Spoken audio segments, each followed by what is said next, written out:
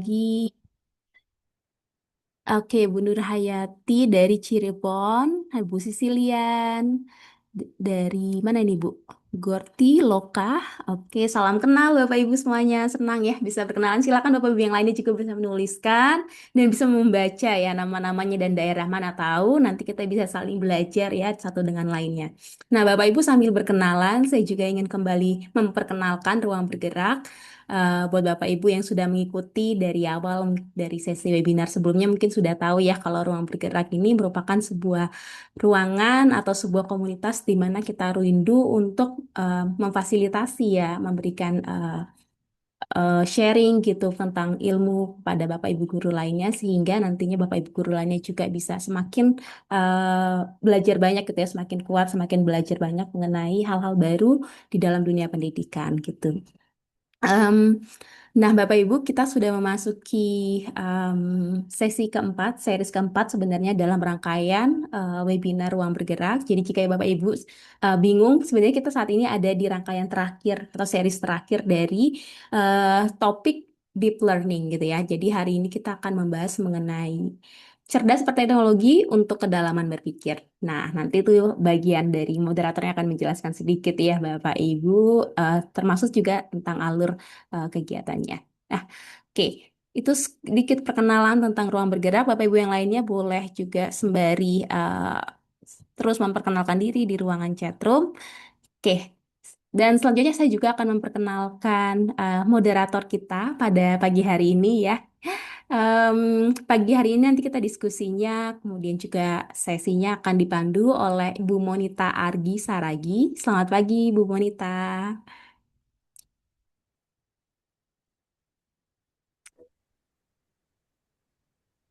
Ya, selamat pagi, Yosvi. Iya, terima kasih Bu Monita sudah hadir ya pagi hari ini untuk membantu kegiatan kita pada hari ini.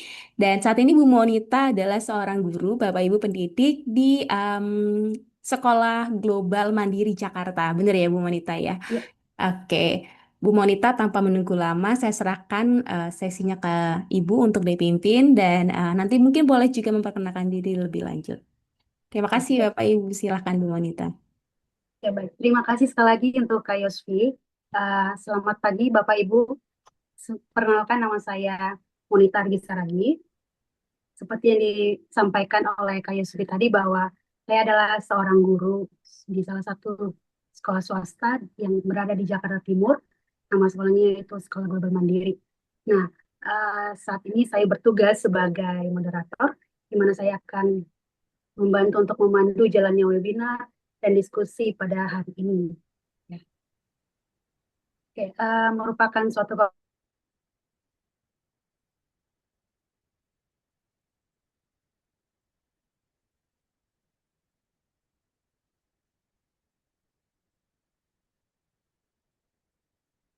kabar yang seru dan bermakna di akun media sosialnya. Jadi, Bapak Antonius ini adalah kreator konten juga. Nah, Bapak Ibu boleh follow ya di akun media sosialnya, mulai dari Instagram maupun juga TikTok, seperti itu. Dan saya memberikan kesempatan kepada Bapak narasumber untuk menyapa audiens. Silakan Bapak Antonius atau eh, praktisinya terlebih dahulu ya. Ada Pak Satria. Baik, terima kasih Kak Monita. Suaraku terdengar jelas kan ya? Ya, Oke, baik. Selamat pagi Bapak Ibu sekalian. Terima kasih sudah datang di webinar Ruang Bergerak. Tadi sudah diperkenalkan oleh Kak Monita. Saya Satria, saya praktisi pendidikan. Kurang lebih saya mengajar fisika dulu selama 7 tahun dan sekarang juga penggiat computing education dan sekarang juga membersamai Ruang Bergerak sebagai direktur begitu. Bapak Ibu, pengen tadi sudah perkenalan ya. Boleh tahu asal daerah masing-masing nggak ya? Tadi sejauh ini saya melihat tuh ada Kak, ada dari Medan, Pemalang, Manado, Jawa Timur, Metro cukup beredar dari mana-mana ya Kak Monita ya. iya betul. Oke, tanpa menunggu lama, Bapak Ibu saya izinkan saya untuk share screen. Oke. Kak Monita, layarku Ya, sudah terlihat ya? sudah jelas, Kak. Sudah, oke.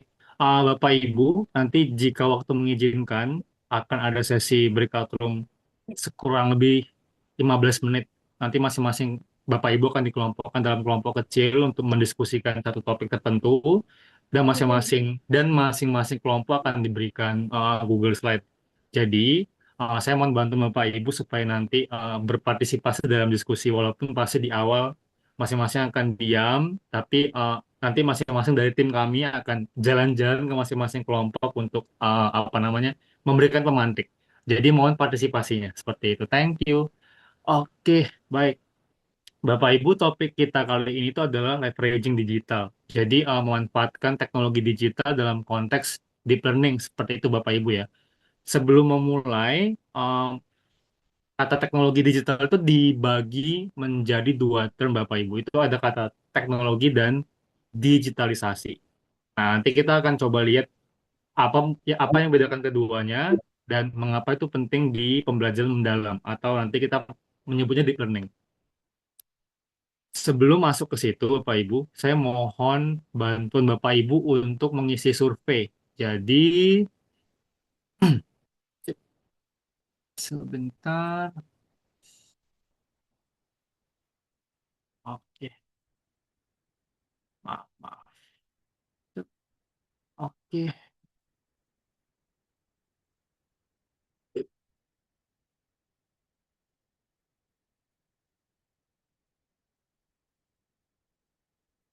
Oke, Bapak Ibu, mungkin bisa masuk ke menti.com, kemudian uh, mengetik, uh, memasukkan angka yang ada di layar. Atau kalau supaya lebih mudah, saya bagikan link ya. Sebentar.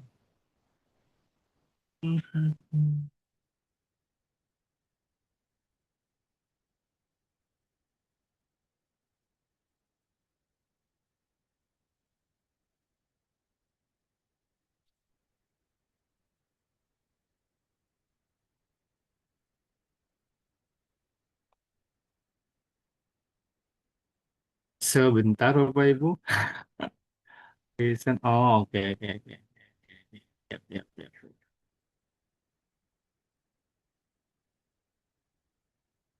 Oke, Bapak Ibu, di hadapan Bapak Ibu sudah ada ini QR code. Jadi Bapak Ibu boleh scan barcode-nya atau mengisi menti.com, kemudian mengetikkan angka yang ada di depannya itu 75042055. Pertanyaan paling awal yang akan kita Pertanyaan paling awal adalah di sini kita coba sama-sama survei Bapak Ibu.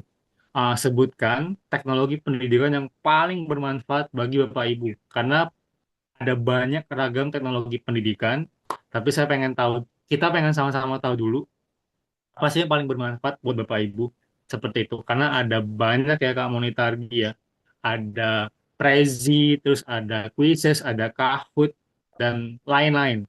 Nah, seperti itu. Bisa jadi buat saya yang paling bermanfaat mungkin Google Slide, tapi mungkin bagi Bapak Ibu yang lain ternyata ada lagi yang lebih bermanfaat seperti itu. Kahoot, Google Classroom, ini menarik Kak Monita, Ya. karena terakhir saya menggunakan Google Classroom tuh ketika COVID. Seperti itu. Oke, mungkin responan yang lain, ada Kahoot dan Google Classroom ya. Ada Gamma, ini saya baru dengar, jujur aja. Saya baru dengar ada Gamma. Kak Monita pernah dengar Gamma, Kak? Iya. Sejauh ini masih kahut sih, Kak. Oh, masih Kahoot ya? Iya. Sama berarti. Ini aku juga baru dengar Gamma. Oke, ada lagi kah yang lain? So far ini dua terbesar Kak Monita. V, oh, Kebanyakan sih. mungkin salah ketik kali ya, ada angka sama V di sini.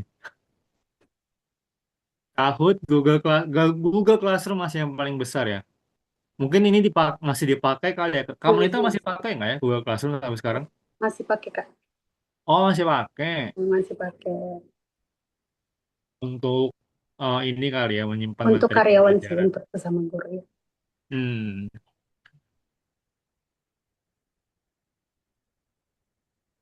oke.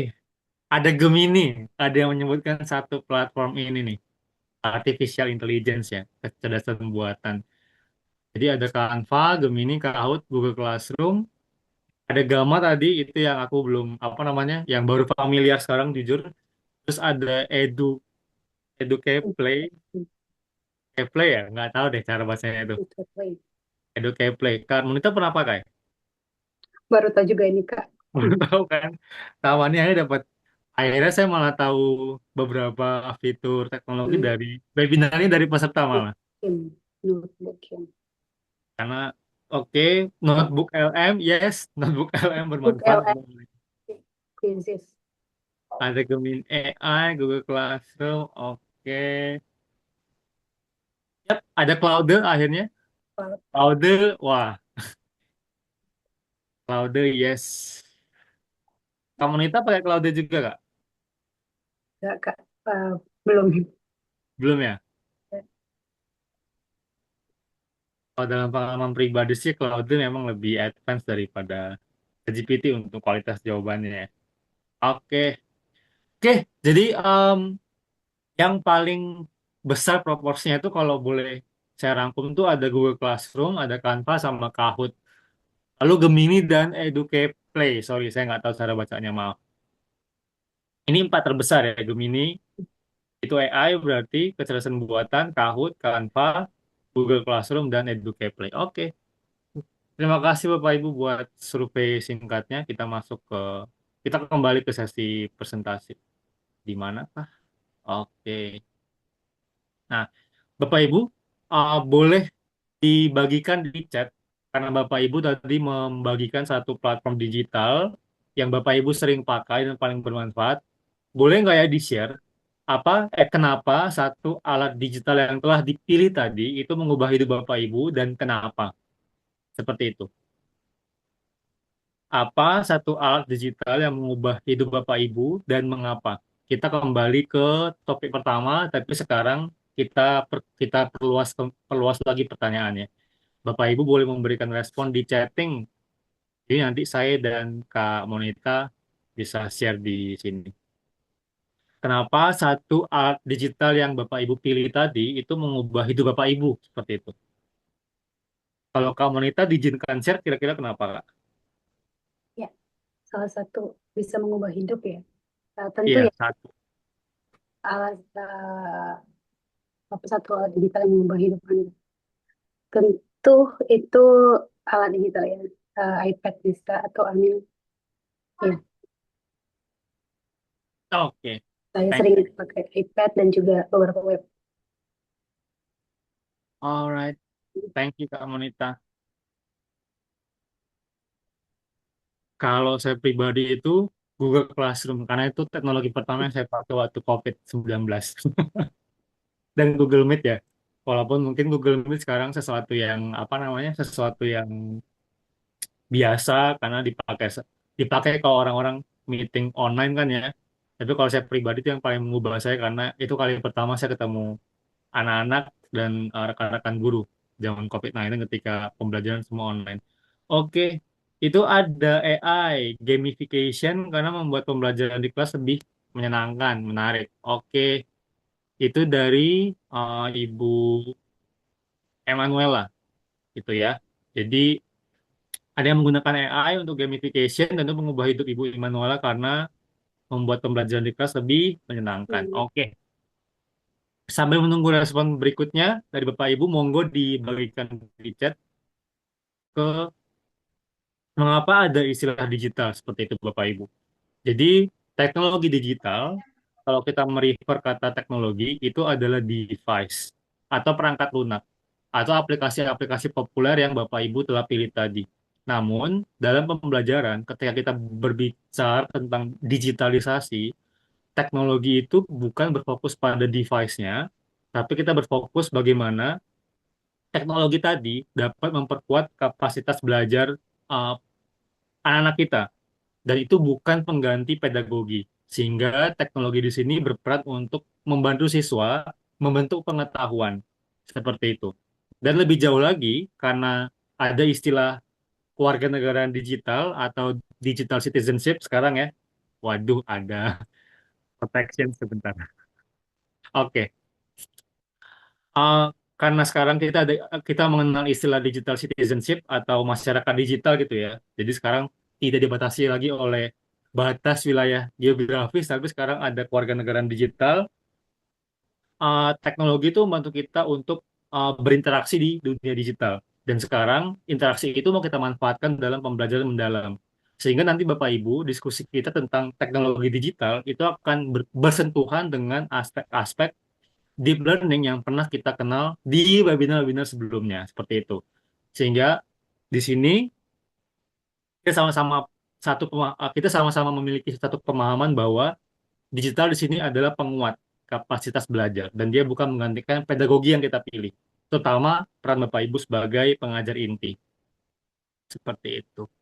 Oke, Bapak Ibu, ini saya mengambil salah satu data suhu tanah di salah satu paper konferensi yang menunjukkan kenaikan suhu tanah dari tahun ke tahun.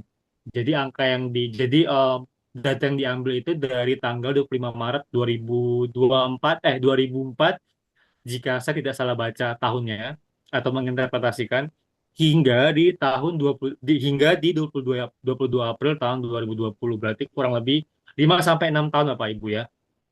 Jadi ini data visual secara digital tentang peningkatan suhu tanah di wilayah Tangerang Selatan, tempat saya tinggal sekarang, seperti itu. Nah, Bapak Ibu boleh amati, Bapak Ibu boleh amati di sini grafiknya, kemudian garis oranye itu menunjukkan data pada tanggal 22 April 2020, sementara garis biru itu adalah akhir pengambilan data, yaitu pada 25 Maret 2000. Sorry, yang oranye itu adalah data pengambilan data terakhir di 22 April 2020. Sementara yang biru itu adalah yang awal, 25 Maret di tahun 2004. Seperti itu. Bapak Ibu boleh amati sekarang dengan validasi yang sama. Jadi ini adalah salah satu bentuk bagaimana saya menampilkan data peningkatan suhu tanah di kota Tangerang Selatan tempat saya tinggal. Nah, sekarang saya mau mengajak Bapak Ibu untuk melihat konteks yang lebih jauh lagi di luar grafik ini. Seperti itu. Jadi ini adalah data visual. Saya perlu membagikan, pasti Bapak Ibu sudah familiar dengan ini. Bapak Ibu jika ingin jalan-jalan gratis, kita punya Google Search Engine gitu ya. Di Google Search Engine ini nggak perlu jalan-jalan membeli tiket gitu. Makanya mungkin mungkin itu juga kali ya yang membuat kita disebut sebagai masyarakat digital. Oke, saya pilih export time lapse and let's see. Oke, sekarang kita lagi jalan-jalan di satu kota yang saya nggak tahu di mana. Kamu mau tahu nggak ya ini daerah mana?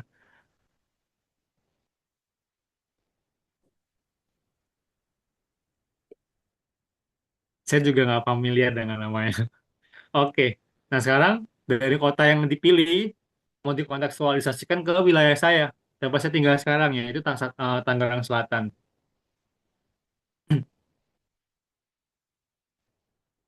Oke, Bapak Ibu, data data real atau data nyata yang ditampilkan oleh Google Earth di sini dia dari tahun 1992-an ya, kalau saya nggak salah baca terakhir, sorry 87 malah. 1987 sampai di tahun 2004, 2005, 2006, 2007 sampai 2020. Bahkan 2022 gitu ya. Oh, berarti tahun 84 sampai 2022. Bapak Ibu boleh amati uh, perubahan kontur tanah dari tahun 84 sampai 2022. Dan jika saya boleh survei, adakah Bapak Ibu yang berasal dari Tangerang Selatan yang petanya saat ini sedang saya tunjukkan? Barangkali ada. Jika ada, boleh memperkenalkan ulang ya. Oke, saya perbesar 2 kali. Oh, ini kecepatannya ya. Oke, seperti itu Bapak Ibu. Jadi punya dua tampilan data Bapak Ibu ya. Pertama adalah banyak slide, maaf. Oke.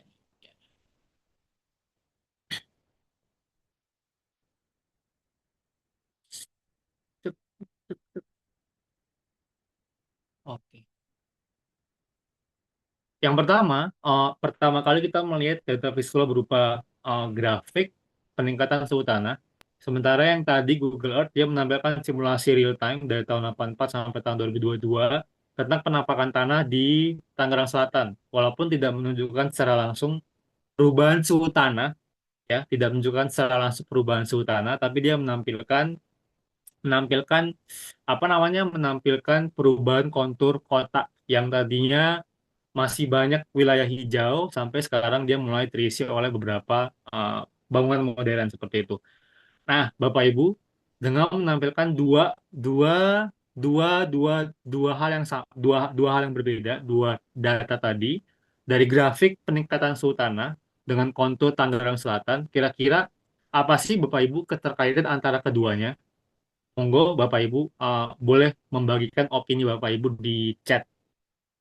Jadi di sini di grafik kita diberikan data peningkatan suhu tanah. Sementara di Google Earth tadi dia memberikan simulasi nyata dari tahun 84 sampai 2022 tentang perubahan kontur tanah.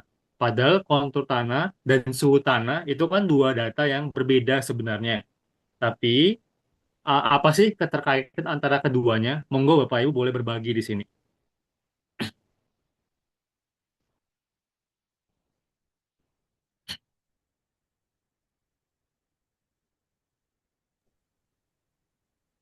Adakah yang bisa berbagi keterkaitan antara grafik suhu tanah yang ada di depan layar kita dengan simulasi yang ada di Google Earth tadi? Simulasi perubahan kontur tanah di kota Tangerang Selatan. Adakah yang bisa berbagi apa sih keterkaitannya?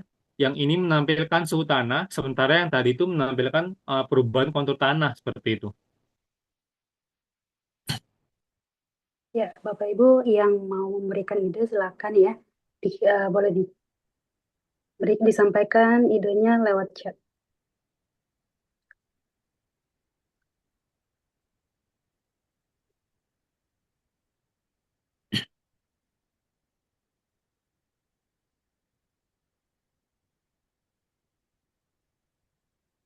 Oke, mungkin belum nih Kak Monita. Kalau saya sih, saya lebih tertarik melihat yang ada peta tadi ya, Google Earth Engine gitu ya Kak ya.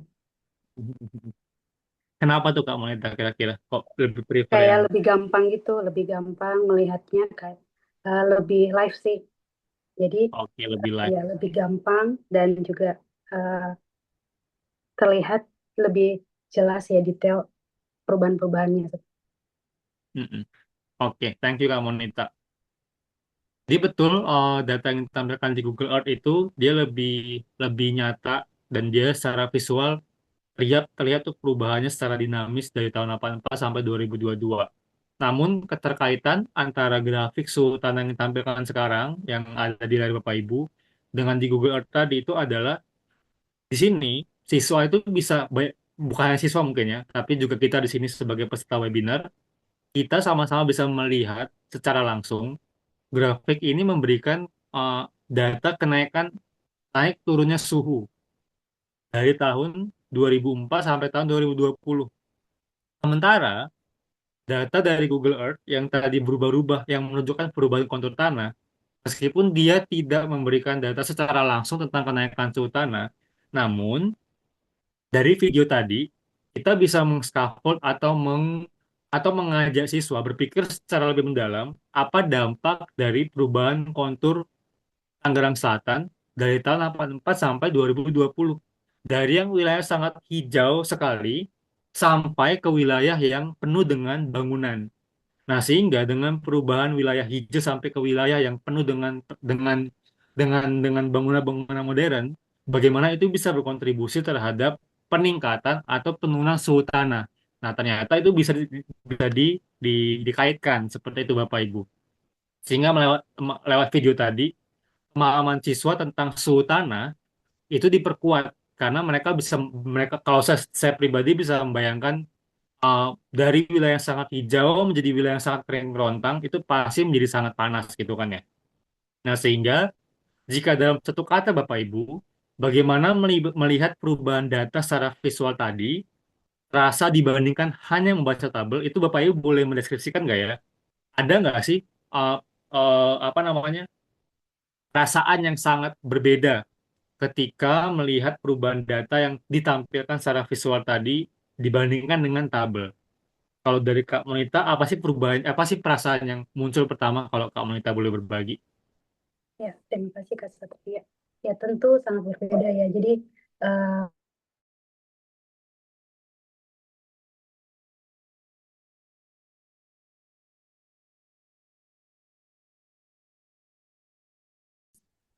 imajinasi gitu. Tapi dari gambar tadi itu, ini lebih dapat, oh, di tahun sekian, dengan di tahun sekian, ketika saya membandingkan, ada perubahan. Dan itu membuat saya tuh kayak, oh begini nih kalau misalkan sesuatu di tahun yang seperti ini, kalau tidak baik menanganinya, di tahun yang berikutnya akan berbeda gitu. Jadi lebih live aja Kak, dan lebih berasa sih untuk perbandingan dari tahun ke tahun gitu, dari pembacaan data. Mantap Kak Monita. Jadi itu data dari tahun ke tahun itu terlihat lebih nyata dan kalau dari saya pribadi itu melihat ada perasaan lain yang ditimbulkan yaitu mungkin tergantung dari pembaca kali ya Kak Monita ya. Misalnya dia yang punya empati lebih akan melihat wah ternyata kotaku sekarang Iya, nah iya. semakin kurang itu wilayah hijaunya. Oke. Dari Bapak Ibu mungkin ada nggak ya perasaan yang berubah ketika ketika melihat data apa namanya data visual dari simulasi Google Earth atau Google Bumi tadi dibandingkan dengan hanya melihat grafik. Ya, Ada nggak ya satu ya, perasaan silakan yang Bapak Bapak Ibu Ibu berubah? ya mau memberikan ide atau pendapat pada Kakak David mungkin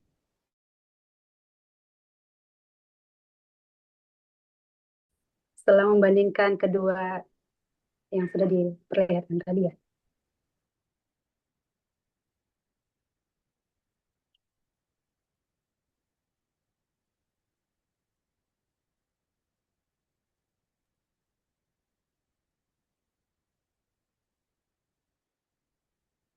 Belum Kak. Oke, mungkin kita lanjut kali ya Kak ya. Oke, em, sekarang kita lebih membahas bagaimana deep learning to learn deep. Jadi bagaimana pembelajaran mendalam membantu belajar lebih dalam seperti itu dari penggunaan video tadi dan data tadi. Kalau kita boleh, kalau saya pribadi, jadi saya membuat menjadi 3 level dan level-level ini bukan standar deep learning Bapak Ibu. Itu yang saya perlu klaim dulu. Ini adalah interpretasi pribadi saya. Level pertama adalah yang low, artinya uh, peserta atau saya pribadi itu diajak untuk menonton video YouTube misalnya. Karena tadi kita melihat data kenaikan suhu tanah, itu berarti kita lebih banyak menyentuh isu perubahan iklim, misalnya seperti itu ya. Karena kenaikan suhu tanah, maka yang paling rendah di sini adalah siswa yang mengonsumsi. Saya pribadi yang mengonsumsi. Karena saya melihat video YouTube misalnya, oh ada emisi CO2 misalnya. Nah, itu selesai. Tapi di level kedua adalah bagaimana dari video tadi jadi proses pencarian atau investigasi. Misalnya, em, setelah melihat video YouTube tadi, oh ternyata kita sebagai pengajar memfasilitasi siswa untuk menggunakan, kalau Bapak Ibu familiar, ada namanya Global Forest Watch. Nah, platform itu bisa bisa digunakan untuk melihat bagaimana emisi CO2 meningkat dari tahun ke tahun secara real time. Nah, sehingga di level investigasi ini, setelah anak didik kita melihat bagaimana emisi CO2 semakin naik nilainya, mereka mencari tahu apa sih yang terjadi dari tahun ke tahun dan seberapa besar sih perubahan sih seberapa signifikan sih perubahan peningkatannya. Kalau kita ngomong signifikan berarti ada misalnya angka, oh berapa persen berarti dari tahun 84 sampai tahun 2020 mungkin kenaikannya sekitar 30% seperti itu. Lalu naik ke level yang lebih tinggi dari investigasi, yaitu mereka melakukan sebuah aksi. Aksi di sini bukan sebuah kegiatan yang sangat spektakuler, Bapak Ibu. Karena level kita sekolah, maka setelah mereka tahu bagaimana setelah mereka menginvestigasi kenaikan emisi CO2 secara angka misalnya, mereka juga mengusulkan solusi. Mereka membuat sebuah awareness.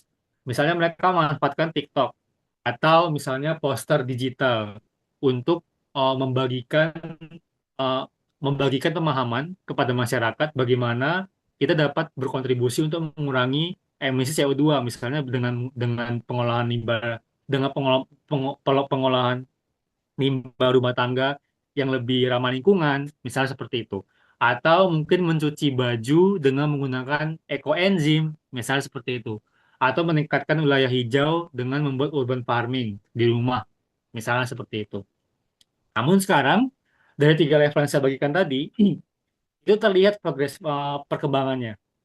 Nah, sekarang kita mau lihat bagaimana deep learning itu punya standar sendiri. Jadi, karena tema kita di sini bagaimana kita menggunakan teknologi supaya siswa berpikir kritis, dalam rubrik yang distandarkan oleh deep learning, terdapat 5 level Bapak Ibu. Satu, dua, tiga, empat, lima. Ya, nggak salah hitung saya. Jadi yang pertama adalah limited evidence, berarti buktinya sangat sangat sangat terbatas. Nah, di sini tuh siswa tuh belum menggunakan teknologi digital untuk berkontribusi atau sekedar membuat pertanyaan terhadap pengetahuan yang sedang mereka pelajari. Atau mungkin dalam hal ini adalah dari teknologi digital sekedar misalnya menonton video tentang kenaikan emisi CO2. Ya, mereka hanya menonton, tapi belum ada pertanyaan signifikan yang mereka buat terkait isu tadi. Level kedua adalah emerging Bapak Ibu. Ini adalah level yang kedua perkembangannya. Mereka mulai menggunakan elemen digital dan mulai menghasilkan pertanyaan. Jadi misalnya setelah siswa menonton video YouTube tentang kenaikan emisi CO2, mereka mulai mempertanyakan, oh kenapa ya kok uh, emisi CO2 dari tahun ke tahun semakin meningkat gitu. Mungkin ada beberapa siswa yang memiliki inisiatif untuk membuat pertanyaan, tapi juga bisa pertanyaan itu ditimbulkan dari kehadiran Bapak Ibu untuk memantik sehingga mereka mulai berpikir di situ. Itu bisa. Atau mungkin dari kenaikan data tadi seperti yang ada kenaikan suhu tanah di Tangerang Selatan, mereka tuh menemukan pola. Ternyata suhu tanah itu tidak tidak melulu naik ya. Padahal teorinya gas rumah kaca semakin meningkat. Nah, itu mereka mulai bisa berpikir, kok bisa ada waktu di mana suhunya turun. Oh, mungkin di situ curah hujannya semakin tinggi. Misalnya seperti itu. Dan mereka mulai berpikir bersama. Lalu di level ketiga itu adalah developing. Developing ini siswa itu menggunakan elemen digital untuk membuat koneksi antara konsep dan dia mulai berpikir kritis dalam arti ketika mereka menonton video tadi, video Google Earth misalnya, perubahan kontur tanah kota Tangerang Selatan dari tahun 84 sampai 2022, mereka mulai membuat koneksi antar pengetahuan. Jadi, oh ketika wilayah hijau semakin berkurang, maka apa yang terjadi ya? Oh ternyata cuaca terasa semakin panas suhunya, misalnya gitu. Yang kedua, timbul kemacetan di mana-mana karena ruang untuk bergerak semakin minim. Lalu yang ketiga, populasi bertambah. Nah, sehingga bagaimana pengetahuan terbentuk itu semakin terhubung. Jadi ada multidisipliner di situ. Lalu accelerating. Accelerating berarti dengan teknologi tadi, siswa itu melakukan eksplorasi. Dia melakukan eksplorasi dalam arti misal, oh ternyata ada ya peningkatan suhu tanah dan mereka ingin mengeksplorasi secara langsung. Dan bagaimana caranya? Oh mungkin di eksplorasi itu mereka ingin membuat apa namanya? Ingin mengumpulkan data suhu lingkungan dengan alat laboratorium dan mereka mulai dari sekolah dulu misalnya seperti itu. Lalu di level yang paling tinggi yaitu proficient, siswa itu dia memilih sendiri platform digitalnya untuk memperdalam apa yang telah dia lihat tadi. Misalnya mungkin ada siswa yang sangat nerd dengan teknologi gitu Bapak Ibu ya. Oh kayaknya bisa dia pakai IoT misalnya. Hanya dengan menggunakan sensor suhu. Dia taruh di sekolah, terus dia amati selama 1 bulan bagaimana sih perubahan suhunya secara real time. Nah, seperti itu Bapak Ibu. Jadi itu yang kita harapkan. Meskipun mungkin kita tidak bisa memaksakan sampai di level proficient, sebenarnya kita dari apa namanya, dari pendidik itu punya kemauan untuk kayaknya, di kelas saya ingin memfasilitasi, bukan memaksa, itu di level developing, misalnya seperti itu. Karena pasti ada situasi-situasi yang tidak ideal kan. Misalnya jam pembelajaran yang padat, kemudian belum lagi guru harus dilibatkan dalam beberapa kepanitiaan, misalnya seperti itu. Nah, ini mungkin contoh kecil Bapak Ibu. Saya bagikan dalam 5 level, karena tadi kita isu tentang climate change atau tentang perubahan iklim. Level pertama mungkin dia hanya menonton video petani Indonesia menggunakan, iya dia hanya menonton video petani Indonesia, dalam hal ini petani modern. Level kedua, di level pertama ya video petani, dari situ belum ada pertanyaan Bapak Ibu sama sekali. Dia belum mengaitkan dengan apa sih dampak pertanian terhadap perubahan, terhadap produksi, terhadap peningkatan produksi pangan, karena pasti wilayah pertanian itu bergantung pada cuaca kan ya. Kalau mungkin di level 2 dia mulai menggunakan aplikasi info BMKG, misalnya seperti itu. Dia mulai menelusuri, apa sih data yang diberikan oleh BMKG. Dia melacak tuh, oh ternyata ada curah hujan yang berbeda di setiap provinsi dari tahun ke tahun. Nah, di level ketiga mungkin dia tuh bisa masuk, oh oke, kayaknya seru nih kalau pakai sensor kelembapan tanah.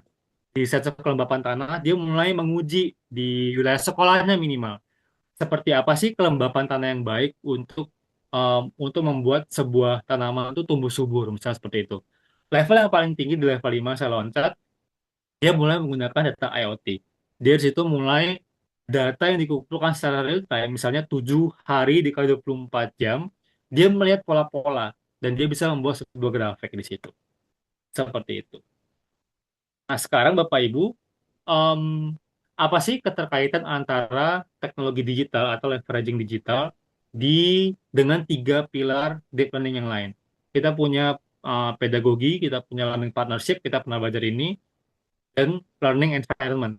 Nah, sekarang coba saya bawa itu dalam konsep yang mungkin paling dekat dengan lingkungan sekolah kali ya. Dalam hal ini adalah RPTRA. RPTRA cara bacanya ya, kalau saya nggak salah. Jadi, kalau misalnya Bapak Ibu ingin menggunakan misalnya Google Earth untuk menampilkan perubahan kontur tanah yang mana wilayah hijau semakin berkurang misalnya. Apa sih pendekatan pedagogisnya yang mau dipilih itu? Nah, dari pendekatan pedagogis tadi, Bapak Ibu bisa mengajak ke learning partnership. Jadi, di lingkungan sekolah misalnya, mungkin dengan pendekatan project based learning. Bagaimana ya cara saya di sekolah menggunakan RPETRA, lahan RPETRA, untuk membuat lahan hijau.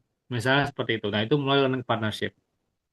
Sehingga masuk ke learning environment lewat RPETRA tadi, bagaimana lingkungan RPETRA itu menjadi wilayah belajar siswa yang tidak hanya di kelas. Tadi kan awalnya di kelas, dia menonton video Google Earth. Oh, ada perubahan kontur hijau yang semakin berkurang. Nah, sekarang masuk learning partnership, dia masuk ke wilayah RPETRA. By the way, semoga Bapak Ibu familiar dengan RPETRA ya. Seharusnya paham sih. RPETRA itu wilayah ini Bapak Ibu yang, kalau wanita familiar dengan RPETRA ya. Ruang publik terpadu ramah anak ya. Iya, itu ada di kompleks saya. Setahu gue tuh di beberapa kompleks itu pasti ada RPETRA Oke, Bapak Ibu. benar disiapin ya kayak disediain. Biasanya kayak gitu ya. Jadi di masing-masing wilayah itu biasanya ada RPETRA, terus di situ tuh biasanya warga suka kumpul anak-anak. Ada wilayah bermain, ada biasanya kalau sore hari juga ada beberapa keluarga biasanya ngopi, duduk, ngobrol. Nah, bisa di situ. Nah, learning partnership bisa ke level itu Bapak Ibu. Sekolah menjadi RPETRA, sekarang RPETRA itu menjadi lahan belajar. Nah, di situ learning environment. Mungkin aksinya adalah sebagai di learning environment, siswa ingin membuat RPETRA sebagai lahan hijau pertama selain sekolah. Karena pasti sekolah menyediakan lahan hijau. Nah, sekarang kita mau bergerak dari sekolah menuju RPETRA. Jadi ruang kelas sekarang terhubung ke komunitas terdekat. Nah, Bapak Ibu, sehingga dalam hal ini teknologi itu sebagai jembatan. Dalam artian, teknologi digital itu kita dalam mungkin kalau saya menggunakan misalnya gamification, ada AI, atau Gemini AI, sekarang familiar dengan artificial intelligence, which nanti ruang bergerak akan membawa topik ini Bapak Ibu. Jadi stay tune. teknologi digital, entah AI, entah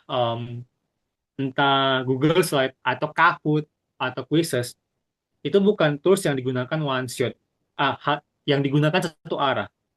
Tapi teknologi digital itu digunakan siswa supaya mereka membentuk pengetahuan lewat pendekatan pedagogi yang dipilih, sehingga penting pendekatan instruksi atau pendekatan pedagogi itu diselaraskan dengan teknologi digital yang ada. Lalu, melalui kolaborasi untuk tujuan bersama. Nah, di situ adalah learning partnership. Karena pasti perlu keselarasan antara pihak sekolah dengan partner yang ingin kita ajak kerjasama. Lalu, bagaimana keterlibatan komunitas nyata itu membantu siswa untuk melihat atau membawa perubahan. Sehingga di sini teknologi digital itu berperan untuk membentuk atau mengkonstruksi pengetahuan mereka tentang topik yang sedang kita pelajari bersama siswa. Yang harapannya itu membantu siswa untuk berkolaborasi untuk membuat apa namanya perubahan di wilayah mereka. Seperti itu. Jadi hal pertama mungkin yang kita perlu tanyakan Bapak Ibu ketika memilih sebuah teknologi digital itu pertama pasti tentang interaksi. Kita ingin membuat apa namanya membuat interaksi antara guru dengan siswa semakin menyenangkan, betul. Tapi jangan lupa teknologi juga adalah alat untuk mereka membentuk pengetahuan seperti itu. Saya sampai mungkin kurang deh waktunya. Oke, Bapak Ibu di kita akan ada breakout room. Jadi di breakout room nanti itu ada ini Bapak Ibu, ada PPT saya akan bagikan. Jadi yang pertama em, langkah kerjanya adalah pertama, Bapak Ibu boleh pilih satu isu tentang tantangan komunitas yang ada di lingkungan Bapak Ibu. Kalau yang kedua, Bapak Ibu tuh boleh memilih teknologi yang memicu, entah visual atau mungkin refleksi dengan menggunakan pertanyaan, entah menggunakan Mentimeter, itu juga boleh. Lalu Bapak Ibu boleh menentukan apa sih satu praktik pedagogi yang terbaik gitu ya untuk untuk membentuk pemahaman siswa dengan teknologi tadi terkait pembelajaran yang ingin kita bawa. Lalu yang keempat, bagaimana kita menghubungkan praktik pedagogi, kemudian teknologi digital tadi untuk membentuk sebuah lingkungan belajar yang baru. Nah, targetnya sampai ke level emerging Bapak Ibu. Jadi, kita ingin teknologi digital yang tadi targetnya adalah siswa itu menggunakan teknologi digital untuk memahami isu komunitas. Lalu silakan di slide kedua ada 3 pertanyaan. Bapak Ibu boleh isi di situ secara kelompok. Oke, mungkin waktunya 10 menit ya Bapak Ibu ya.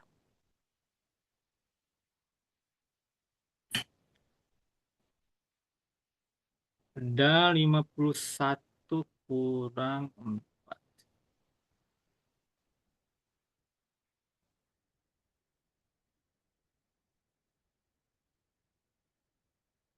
Oh, oke Bapak Ibu maaf. Em, ada perubahan apa namanya? Perubahan teknis dari panitia. Jadi untuk breakout room nanti di kemudian hari di sesi hari ini mungkin ya. Mungkin kita lanjut ke sesi tanya jawab silahkan jika Bapak Ibu punya pertanyaan. Ya, Bapak Ibu, jika ada pertanyaan mengenai pemaparan yang disampaikan oleh Kak Satria, boleh secara langsung ya, atau lewat chat juga.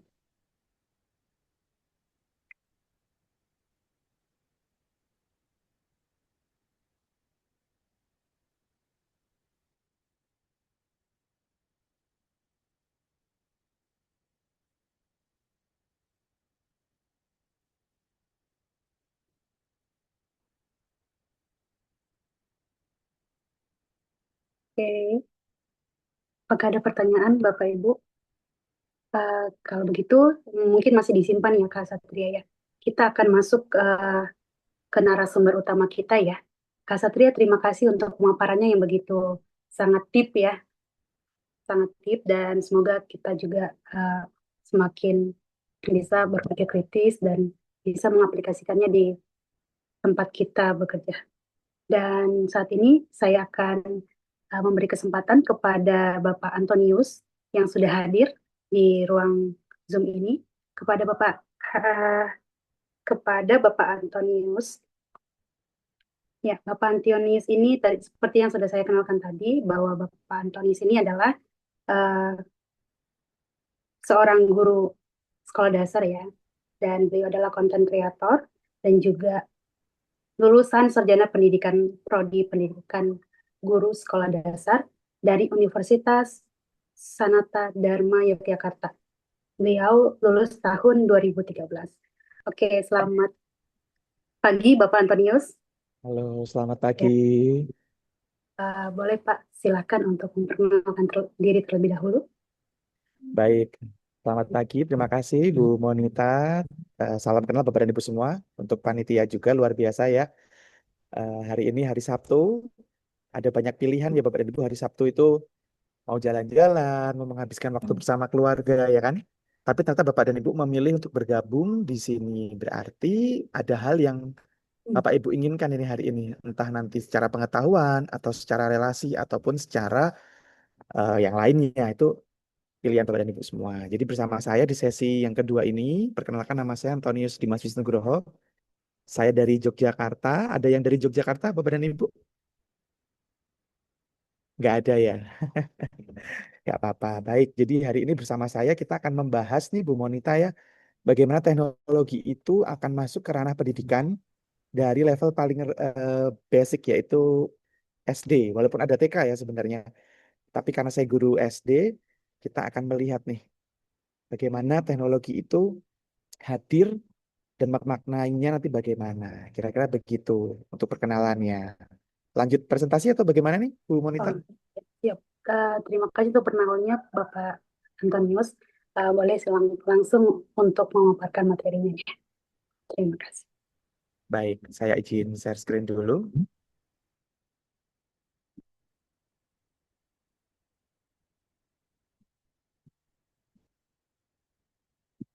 Sebentar.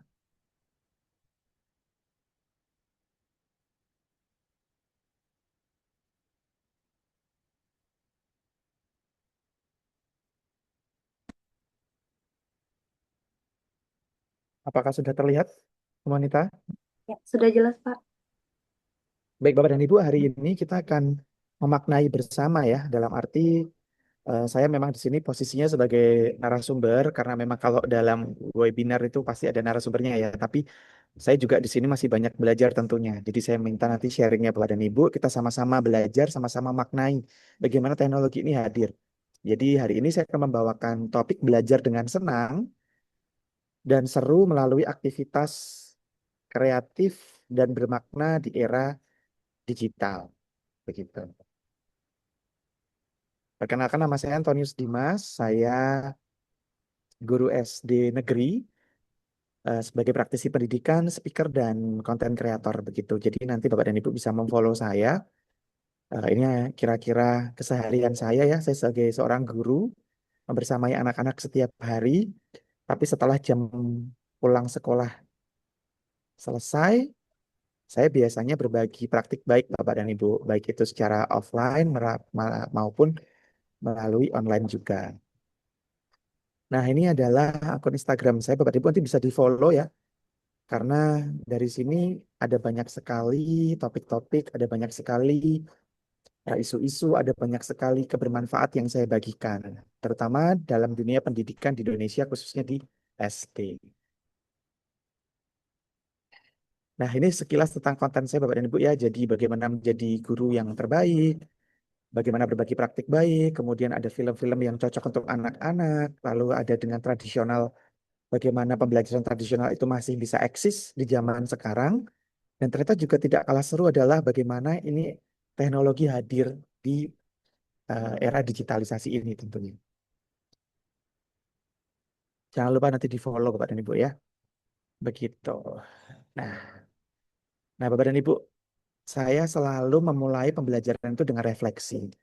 Jadi selalu bertanya dulu nih, bagaimana perasaan hari ini, kemudian apa yang Bapak dan Ibu sedang lakukan, ataupun murid-murid juga seperti itu ya bisa saya tanyakan. Nah, mungkin Bapak dan Ibu bisa berbagi di kolom komentar, dituliskan bagaimana perasaan hari ini. Kalau boleh milih tiga ya, senang, biasa saja, atau sedih. Saya beri waktu 1 menit mungkin di kolom komentar.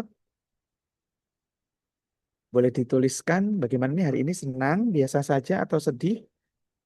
Boleh di kolom komentar Bapak dan Ibu disampaikan. Mungkin Bu Monita bisa dibacakan karena saya share screen-nya full ini. Iya, siap Bapak. Boleh Iya, dibacakan mungkin dari Ibu beberapa. Lina, Mm-mm. biasa saja dari Ibu Kismiati. Ada Oh, lagi Bapak dan Ibu, oke. Yosfi, senang. Oke, dari Ibu Depi, senang, enjoy, biasa aja. Ini nggak ada yang sedih ya. Senang. Kebanyakan senang nih Pak, biasa aja dan senang. Oke, Enjoy. mungkin nanti sedihnya kalau sudah Minggu malam kali ya Bu ya, Nah, menghadapi Senin ya. Itu mungkin jadi berubah sedih ya. senang. Oke, kebanyakan senang. Oke, baik. Terima kasih Bu Monita. Terima kasih Bapak dan Ibu. Nah, nanti kita akan bahas lagi Bapak dan Ibu. Itu kan hal yang sederhana yang kita tanyakan ya ke anak-anak zaman sekarang itu. Bagaimana perasaan hari ini dengan memberikan instruksi secara verbal. Kita tanyakan seperti itu. Nah, Bapak dan Ibu perlu memahami bahwa materi hari ini yang saya berikan ini berdasarkan bagaimana cara saya mengambil hati generasi A. Jadi generasi A itu adalah generasi alfa dengan ciri-ciri seperti ini Bapak dan Ibu. Pengetahuannya luas, lebih terbuka terhadap sesuatu, akses informasinya lebih luas, suka berinteraksi. Kadang kita tuh bertanya ya sama anak-anak itu atau mungkin Bapak Ibu juga punya anak. Temannya berapa nih? Punya teman berapa? Mereka pasti bilang 100, 200. Padahal rumahnya di tengah sawah. Lah 200 itu dari mana? Ternyata teman di sosial media. Begitu. Jadi ternyata anak-anak Gen Alpha itu suka berinteraksi Bapak dan Ibu. Kadang lebih percaya terhadap berita-berita atau kata-kata sosmed kadang. Quotes-quotes gitu ya. Tapi itu tidak masalah, tidak apa-apa. Karena itu memang ciri khas generasi A. Saya pun yang milenial pun juga masih kadang percaya ya. Kalau tidak ada kata hoax gitu, kadang kita apa benar atau enggak ya nih berita gitu. Tapi tidak ada masalah ya. Tapi bagaimana kita membatasi anak-anak nanti tentunya dengan adanya teknologi. Kemudian anak-anak generasi A itu individualis, egosentris, kurang fokus, suka hal yang instan, dan emosi. Nah, ini adalah karakteristik anak yang zaman sekarang generasi A. Tapi tidak apa-apa. Dan untuk mencapai ini semua agar semuanya seimbang Bapak dan Ibu jadi plus minusnya itu seimbang ya. Namanya anak nggak bisa ya plus terus. Kadang juga nggak bisa minus terus, tapi harus seimbang. Nah di situ ada peran digital Bapak dan Ibu. Oke, kita cek nah. Bapak Ibu setuju tidak kalau misalnya sekolah itu adalah tempat untuk berpetualang? Nah, boleh dikasih komentarnya dulu nih sambil saya lihat. Sekolah adalah tempat untuk berpetualang atau mungkin sekolah itu tempat untuk dapat nilai, Pak. Sekolah itu ya untuk belajar. Sekolah itu ya untuk nitipin anak. Sekolah itu ya untuk jajan gitu. Mungkin bisa dibacakan Bu Monita? Iya, ada Setuju Indra nggak? Diana, setuju, setuju banget. Setuju, setuju, setuju. Dari Ibu Lina, dari Ibu Depi, setuju. Wah, kebanyakan setuju nih Pak. Ibu Banyak yang Yofi, setuju ya. Terus saya berharapnya ada yang nggak setuju nih. Tapi nggak apa-apa. Betul Bapak dan Ibu. Saya sepakat dengan Bapak dan Ibu semua bahwa sekolah adalah tempat untuk berpetualang. Berpetualang itu berarti mengeksplor. Ya, yang dieksplor apa? Ya, yang dekat dengan siswa. Sesuai dengan generasi A tadi yang dekat dengan siswa saat ini apa? Teknologi, gawai, HP ya, HP gawai, kemudian sosial media, itu adalah tempat anak berpetualang di zaman sekarang. Dan itu tidak ada yang salah sebenarnya. Tidak ada yang salah ya. Nah, lalu bagaimana Bapak dan Ibu sekarang kita memaknai belajar dan memenangkan sebagai pembelajaran yang interaktif. Nah, sekarang kita mau masuk lagi Bapak dan Ibu. Kita lihat bahwa tadi anak-anak itu kan suka yang instan, suka yang meriah karena pengennya banyak temannya, gampang emosi gitu. Nah, strategi yang kita hadirkan, pembelajaran ini harus menyenangkan, bermakna, dan interaktif. Tapi apakah itu cocok untuk anak-anak zaman sekarang? Nah, jadi pembelajaran interaktif itu adalah metode pengajaran di mana siswa berpartisipasi secara aktif dan langsung dalam kegiatan pembelajaran. Kenapa perlu pembelajaran interaktif, Bapak dan Ibu? Ya, itu tadi. Karena dunia anak-anak adalah dunia digital. Kenapa mereka kecanduan dengan HP? Kenapa mereka kecanduan dengan sosial media? Karena ada interaksinya. Ya, sama Bapak Ibu kalau ditanya eh, gimana kabarnya hari ini misalnya. Baik, udah ibunya tidak tanya-tanya lagi. Tapi kalau tanya temennya, Gimana nih kabarmu? Baik. Baik gimana nih? Baik banget apa baik nggak baik aja gitu kan? Nah, ada interaksi terus-menerus gitu. Jadi kadang anak lebih suka dengan gadgetnya, dengan sosial medianya ketimbang dengan keluarganya sendiri. Kenapa? Karena interaksinya terbatas. Kadang orang tua membatasi bahwa nanti aja deh malam hari ternyata udah sama-sama capek. Udahlah cukup besok aja lah. Nah, ternyata kalau anak-anak itu sukanya Bapak dan Ibu banyak interaksi di zaman sekarang. Jadi supaya itu terfasilitasi, pembelajaran menyenangkan dan bermakna ini juga harus dihadirkan sebagai salah satu bentuk adanya sebuah interaksi dalam konteks di kelas. Gitu. Semoga paham ya Bapak dan Ibu ya. Jadi pembelajaran yang bermakna dan menyenangkan itu ya harus ada interaksinya. Seperti di sosial media, seperti di digital gitu ya. Nah, ini adalah beberapa contoh Bapak dan Ibu bahwa ternyata pembelajaran digital itu banyak juga ya contoh medianya. Oke, boleh sambil dicermati dulu Pak dan Ibu. Saya ingin tanya nih sekarang itu dibantu lagi ya Bu Monita ya. Media mana yang paling sering Bapak Ibu gunakan? Coba yuk ditulis.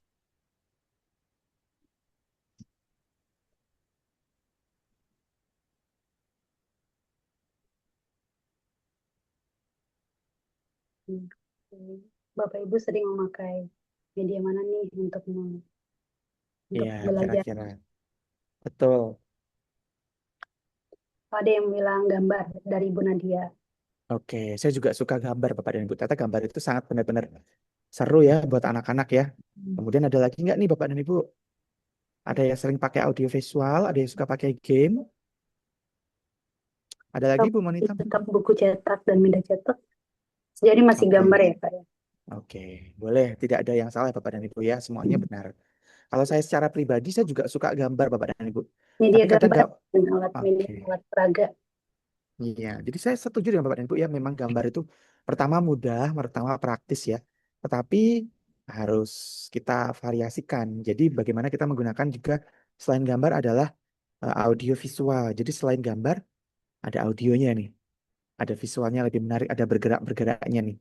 Gitu. Apalagi di sekarang ini Bapak dan Ibu bahwa seluruh sekolah itu sepertinya sudah didistribusikan PID ya, panel interaktif digital. Jadi sudah benar-benar ada fasilitasnya gitu. Nggak apa-apa. Ya, ada lagi Gitu. yang jawab gambar dan audio visual, alat peraga, Oke. media gambar dan Alat. Oke. Jadi semua yang di sini tidak ada yang salah Bapak dan Ibu dan Bapak Ibu lapangan itu sudah benar. Karena itu banyak sekali variasinya yang berbentuk digital sekarang. Bahkan alat peraga sekarang Bapak dan Ibu kalau mungkin dulu di laboratorium ya, kalau pas saya itu di UKS itu ada tengkorak gitu kan.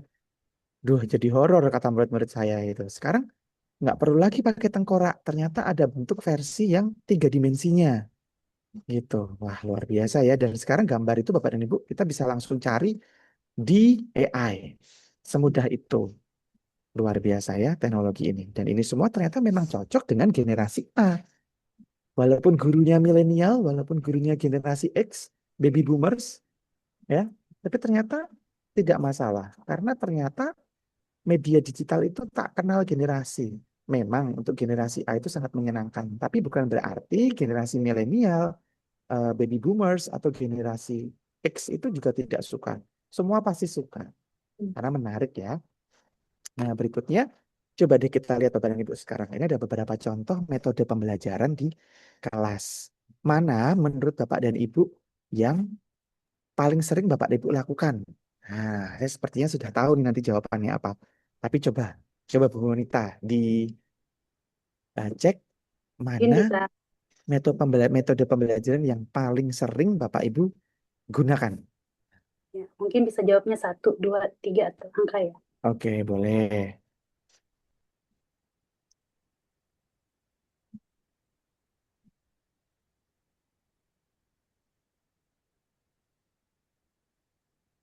Metode ceramah dan diskusi dari Ibu Mazrawatus ada.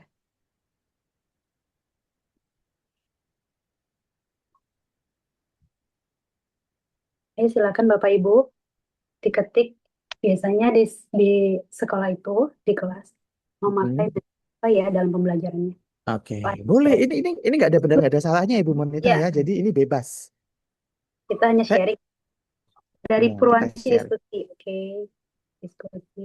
Nomor 2 dan 5. Metode pembelajaran ceramah dan permainan ya, game method. Oke, dari Bu Depi. Ceramah dan diskusi. Oke. Oke, masih 1 menit Bapak dan Ibu. Boleh disampaikan lagi. Kita harus aktif Bapak dan Ibu memilih hari Sabtu untuk bisa hadir di Zoom ini. Ayo, curahkan semua ya, curhatannya Bapak dan Ibu. Kira-kira mana nih yang paling sering dilakukan? Gitu. Metode Eh, pembelajaran ceramah dan permainan. Ada oke, yang demonstrasi, diskusi. oke.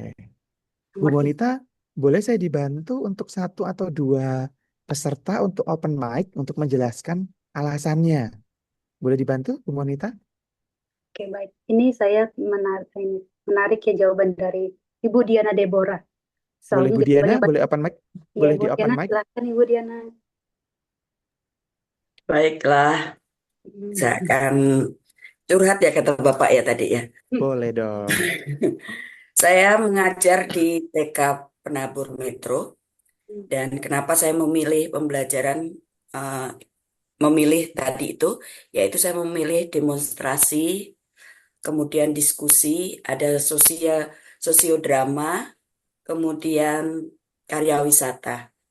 Hampir semua sih permainan itu juga kita lakukan di setiap apa kita menggunakan.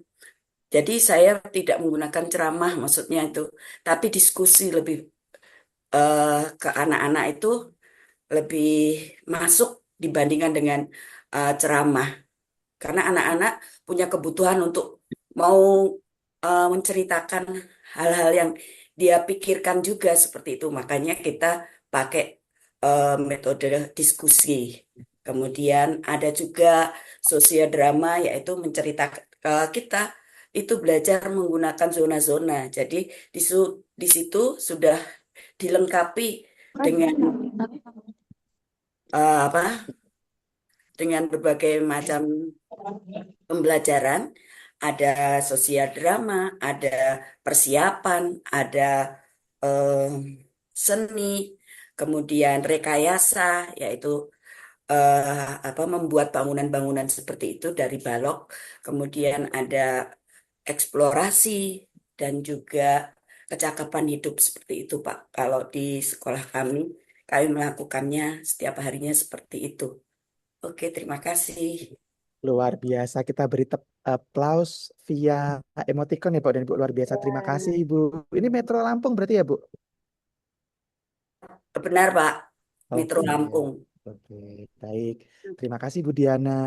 Mungkin satu lagi boleh Ibu? Sama. ya. Dicarikan lagi Bu. Terima kasih Monita. ya Bu Diana. Itu dari perwakilan TK kali ya. Ini kita mau minta yang Ya, SD. boleh. Ada nggak yang SD? Bapak Ibu? Ya, boleh. Boleh kepada Ibu Devi. Saya tahu Ibu Devi ini dari SD nih. Kira-kira gimana? Bolehkah memberi pendapatnya Bapak Ibu Devi? Ya, selamat siang semua. Selamat siang. Ya, saya memilih metode ceramah dan juga pembelajaran permainan karena memang anak-anak itu suka dilibatkan. Jadi ketika saya lihat anak-anak itu lebih aktif dari saya, rasanya seperti guru itu kayak tercapai gitu. Karena yang paling sering sih permainan. Setelah saya jelaskan, saya mau lihat berapa banyak mereka menangkap apa yang saya sampaikan. Seperti itu dengan cara bermain. Nah, ketika bermain, anak itu kan akan mengeluarkan ekspresinya, cara dia komunikasi dia, cara apa yang dia tangkap dari permainan ini seperti sangat, saya lebih banyak permainan sih, karena memang anak-anak terlibat 100% di dalamnya, guru hanya mengamati, terus kasih saran, seperti itu. Itu aja sih dari saya, terima kasih. Luar biasa sekali. Jadi bisa saya simpulkan bahwa guru itu sebagai fasilitatornya ya Ibu ya. Jadi bukan yang nyuruh-nyuruh, bukan yang menguasai semuanya, tapi sebagai fasilitatornya. Luar biasa. Terima kasih Ibu. Ibu Baik, Devi. ya Bu Devi tadi ya. Dari mana tadi Ibu? Bu Devi tadi? Lupa. Saya dari SD Global Mandiri Jakarta. Oh, SD Global Mandiri Jakarta. Baik, terima kasih. Jadi Bapak dan Ibu memang semuanya ini tidak ada yang salah, semuanya kita bisa sesuaikan dengan kondisi siswa. Jadi ketika ada yang bilang bahwa metode pembelajaran terbaik bagi saya itu kurang tepat ya. Terbaik itu harus sesuai dengan keadaannya Bapak Ibu. Jadi ibarat kata di kelas A itu sedang ada penyakit anak-anaknya susah diatur. Maka obatnya apa? Ya harus kita ceramahi dulu. Kalau langsung kita beri permainan pasti tidak akan terkontrol. Jadi apa ya menjadi permasalahan atau dalam tanda kutip sakitnya itu apa? Obatnya itu apa? Perumpamaannya seperti itu. Jadi ketika Bapak dan Ibu flu, pasti obatnya adalah obat flu. Tidak mungkin kan obat kaki atau obat pinggang, sakit pinggang gitu kan tidak mungkin ya. Jadi ketika ada situasi di kelas yang seperti ini, berarti harus seperti apa? Nah, kita sesuaikan dengan banyak pilihannya. Nah, lalu bagaimana peran teknologi masuk ke dalam metode-metode ini, Bapak dan Ibu? Nanti akan saya jelaskan lagi. Nah, kalau saya secara pribadi, Bapak dan Ibu, mana favorit saya? Jelas nomor 2 ya. Karena tidak perlu apa-apa kalau nomor 2 itu. Ya nggak Bapak dan Ibu. Ya, nih sambil senyum-senyum di sana, sambil kayak, ya aduh ketahuan lagi gitu kan. Memang metode ceramah itu metode yang paling mudah dan paling cepat persiapannya Bapak dan Ibu ya. Nah, tapi bagaimanakah ceramah ini di dalam dunia digital? Pasti tentunya akan ada banyak variasinya. Lalu bagaimana Bapak dan Ibu dengan metode yang paling disukai siswa? Saya setuju dengan Bu Devi tadi, juga dengan Bu Diana tadi, bahwa permainan itu juga sangat disukai anak-anak. Gitu ya. Jadi yang lainnya itu juga bisa menyesuaikan. Demonstrasi juga bisa, sosiodrama juga bisa, diskusi apalagi. Begitu. Nah, kita cek dulu. Nah, ini. Lalu bagaimana metode-metode tadi Bapak, Ibu kita bisa bawa ke ranah pembelajaran mendalam? Kalau kita membicarakan kata pembelajaran mendalam tentunya selalu terpikirkan yaitu olah pikir, olah hati, olah rasa, dan olahraga. Jadi dalam deep learning, pembelajaran mendalam itu tentunya ada beberapa kemampuan yang anak-anak akan kita kembangkan ya. Kemampuan mereka berpikir, otak, nilai moral budi pekerti, empati dan relasi secara manusia ya, serta kesehatan fisik. Jadi bagaimana pembelajaran-pembelajaran yang dihadirkan itu tidak hanya seru, tidak hanya bermakna, tetapi juga mampu mengolah ini semua.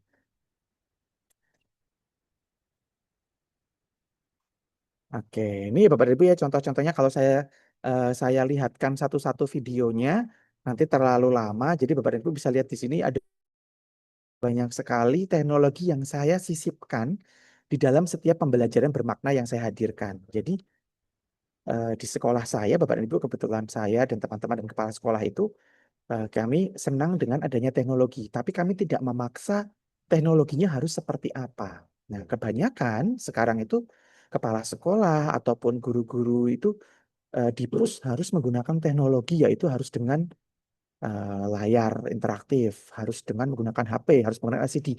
Tidak juga. Teknologi bisa hadir secara perlahan sesuai kondisi Bapak dan Ibu, kemampuan Bapak dan Ibu. Nah, lalu bagaimana pembelajaran mendalam itu Bapak untuk mencapai tujuan belajarnya. Jadi pembelajaran mendalam itu digunakan untuk mencapai tujuan belajar. Begitu juga dengan teknologi. Jadi jangan sampai teknologinya itu tidak mencapai tujuan belajarnya. Hari ini kita akan menggunakan eh, papan interaktif, tetapi hanya menonton video YouTube.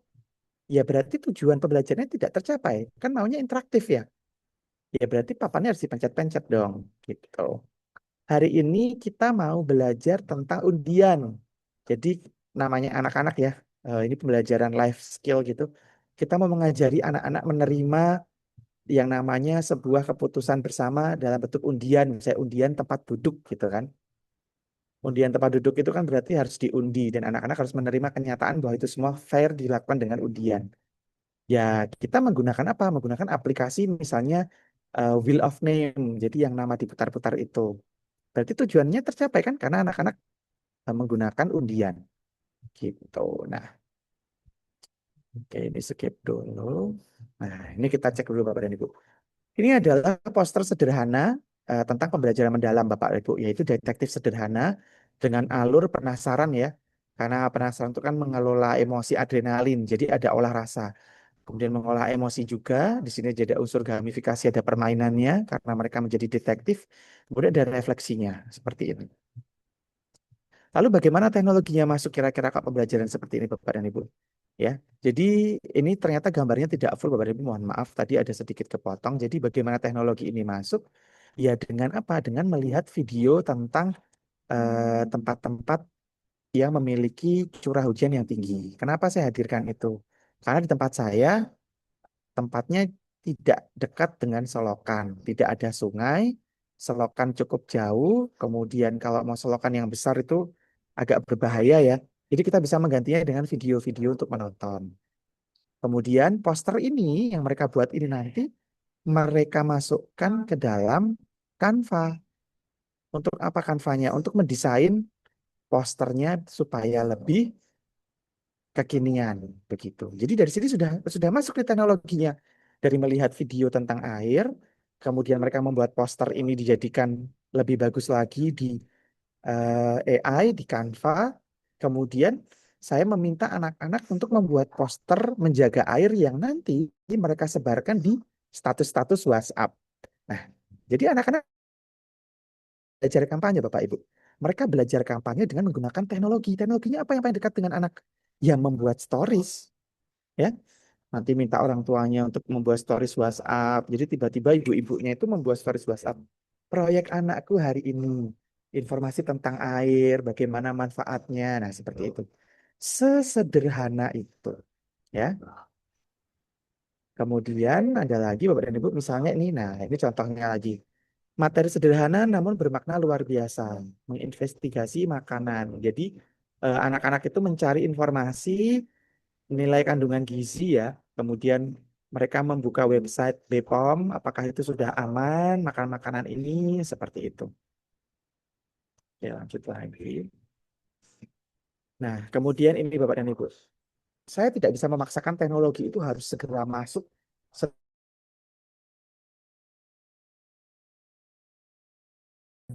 kekinian, Ya. tapi tidak seakan memaksakan harus teknologi. Oke, kita melihat dulu pembelajaran mendalamnya. Jadi anak-anak itu sedang pembelajaran tentang anyaman. Kalau Bapak dan Ibu masih ingat zaman dulu waktu SD pasti suka yang namanya menganyam ya, yang dimasukkan keluar masukkan nanti jadi sebuah lukisan itu. Nah, supaya menjadi pembelajaran mendalam, saya mempraktekkan itu ke dalam kehidupan yang nyata, yaitu membuat ketupat daripada membuat hiasan-hiasan yang sudah pernah dilakukan, saya langsung mengaplikasikannya ke dalam hidup mereka, yaitu membuat ketupat karena mau lebaran nih, gitu. Ya, ini prosesnya orang tua yang menjadi narasumbernya, kemudian mereka membuat ketupat di rumah. Pertama sudah mendalam karena memaknai dalam kehidupan. Kemudian mereka mempraktekannya langsung dengan kemitraan orang tua. Di mana letak teknologinya? Yaitu membuat laporan digital. Nah, untuk anak SD bagaimana laporan digitalnya? Ya seperti ini. Ketika mereka membuat prosesnya, teks prosedurnya, kemudian mereka masukkan teks seperti ini. Teksnya ditulis seperti ini, lalu kirim dalam bentuk JPG atau PDF boleh. Itu sudah teknologi Bapak dan Ibu. Jadi tidak perlu lagi mereka menuliskan cara membuat, terus menggambar ketupat. Itu terlalu lama. Anak-anak lebih suka seperti ini. Jadi ada nih menurut saya kemarin yang diberi-beri gambar, diberi stiker, kemudian kata-katanya itu warna-warni gitu, nggak apa-apa. Itu memang ranah mereka saat ini sebagai generasi A. Jadi membuat laporan dalam bentuk seperti ini. Ini bisa nggak Pak Dimas kalau untuk kelas 1, kelas 2? Bisa dengan bantuan orang tua. Misalnya tugasnya menyiram tanaman. Laporannya berupa apa? Berupa foto saja. Itu sudah sangat digital. Tidak perlu dituliskan hari ini Ananda. Nah, tujuannya apa dulu nih? Kalau tujuannya adalah laporan sederhana, ya kita menggunakan foto. Nah, ini dia tadi. Nah, kehadiran teknologi menjadi teman belajar IPA yang menyenangkan dan memudahkan akses informasi. Ini anak-anak membuat video. Jadi mudah ya dan praktis. Ini juga pembelajaran IPA, mereka menemukan ini ya campuran-campuran seperti ini. Kemudian nanti laporannya masih ditulis dalam bentuk kanvas dulu di tangan ini. Tulisan tangan nanti akan mereka pindahkan lagi ke digital. Begitu. Nah, lalu bagaimana Bapak dan Ibu? Apakah sejauh ini semua IPA itu harus teknologi? Enggak juga sih. Contohnya ya, IPA itu kan bisa jadi galeri seni, kemudian benda estetik, kemudian karya otentik seperti ini. Lalu bagaimana teknologinya masuk Bapak dan Ibu? Ya, kita bisa mencarikan referensi anak-anak. Anak-anak zaman sekarang kan senang sekali diberi referensi. Misalnya mau menyusun bunga, menyusun seperti ini, coba kalian lihat referensinya. Mereka pasti akan lebih senang. Nah, ini juga Bapak dan Ibu ada namanya laporan dalam bentuk LMS ya untuk anak-anak sederhana gitu. Jadi ada namanya kelas dojo, mungkin ini dulu pernah sempat viral di awal-awal COVID itu ya Bapak dan Ibu. Saya masih menggunakannya walaupun tidak sering waktu itu. Jadi anak-anak nanti bisa membuat laporannya di sini. Mungkin lain waktu nanti akan bertemu lagi dengan saya atau dengan yang lainnya apa itu kelas dojo nanti. Atau mungkin Bapak dan Ibu bisa japri saya di DM saya, Pak Dimas mau tahu dong tentang kelas dojo, boleh banget Bapak dan Ibu.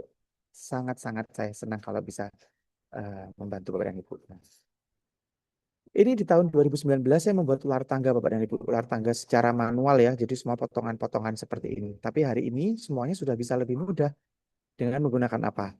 Canva, ya.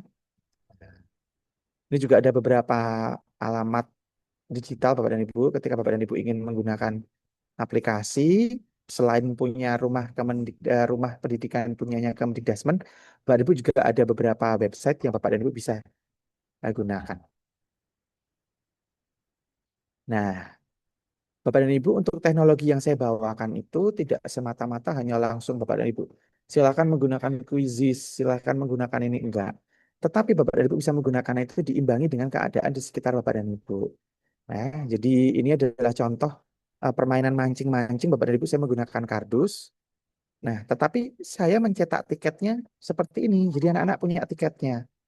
Nah, tiketnya ini saya desain di Canva, Bapak dan Ibu. Jadi anak-anak itu merasa terapresiasi. Dan di sini peran teknologinya.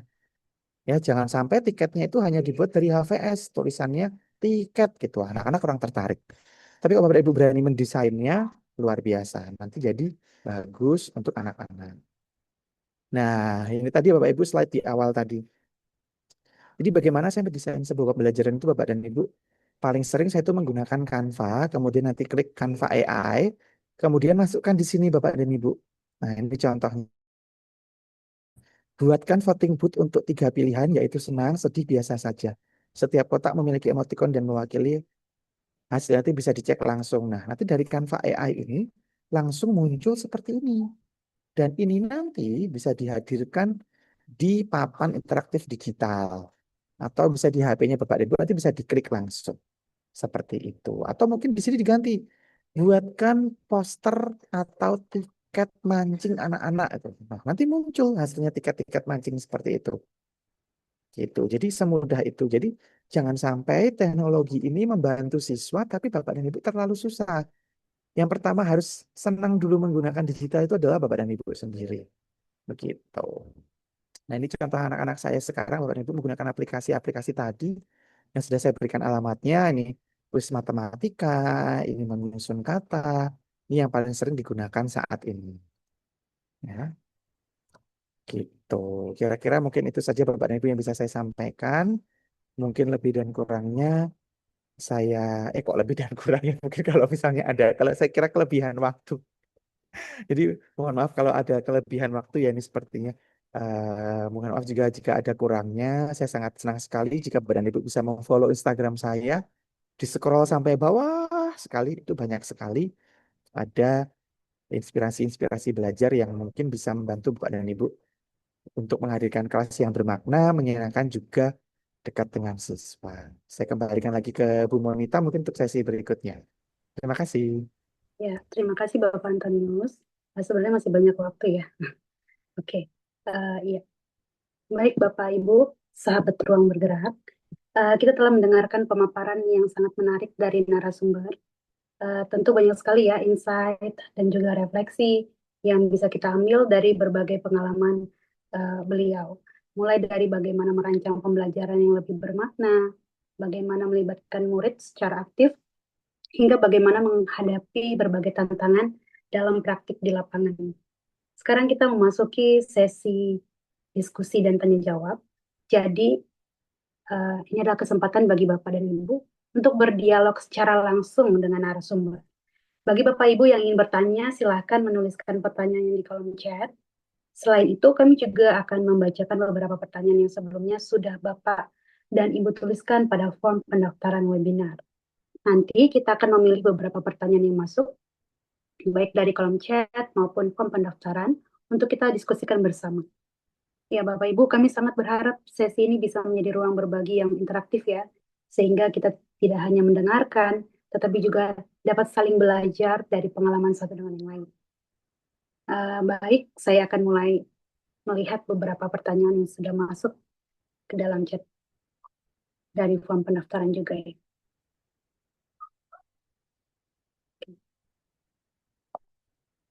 Tapi sebelumnya silakan Bapak Ibu yang mau boleh di-unmute ya untuk bertanya langsung kepada narasumber. Ini adalah kesempatan yang terbaik gitu ya. Mari Bapak Ibu berikan pertanyaan.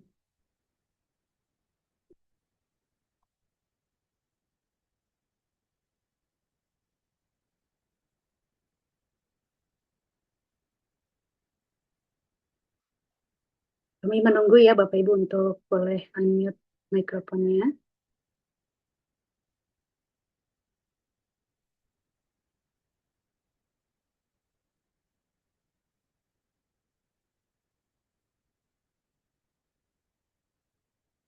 Mungkin ini ketepatan ya. Narasumber kita ini guru SD ya. Kira-kira adakah dari guru SD yang ingin bertanya sekali? Atau mungkin dari level lain, TK.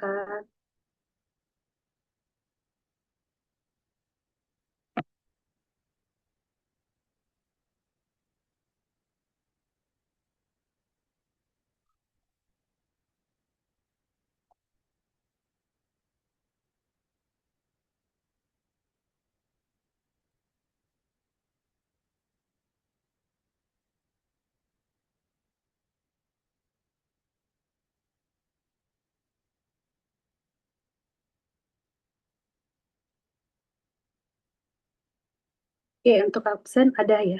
Nanti setelah. Oke. Oke, Bapak Antonius, seperti ini ada pertanyaan dari Bapak, sorry, Ibu ya, Ma Mazora, sorry, Mazroatus. Apakah mau bertanya secara langsung? Atau saya bacakan? Oke, ada pertanyaan Pak. Izin bertanya Pak, bagaimana cara agar tidak kecanduan dengan teknologi sebagai pembelajaran? Oke, baik. Pertanyaannya menarik nih ya. Jadi bisa saya pecah dua ini.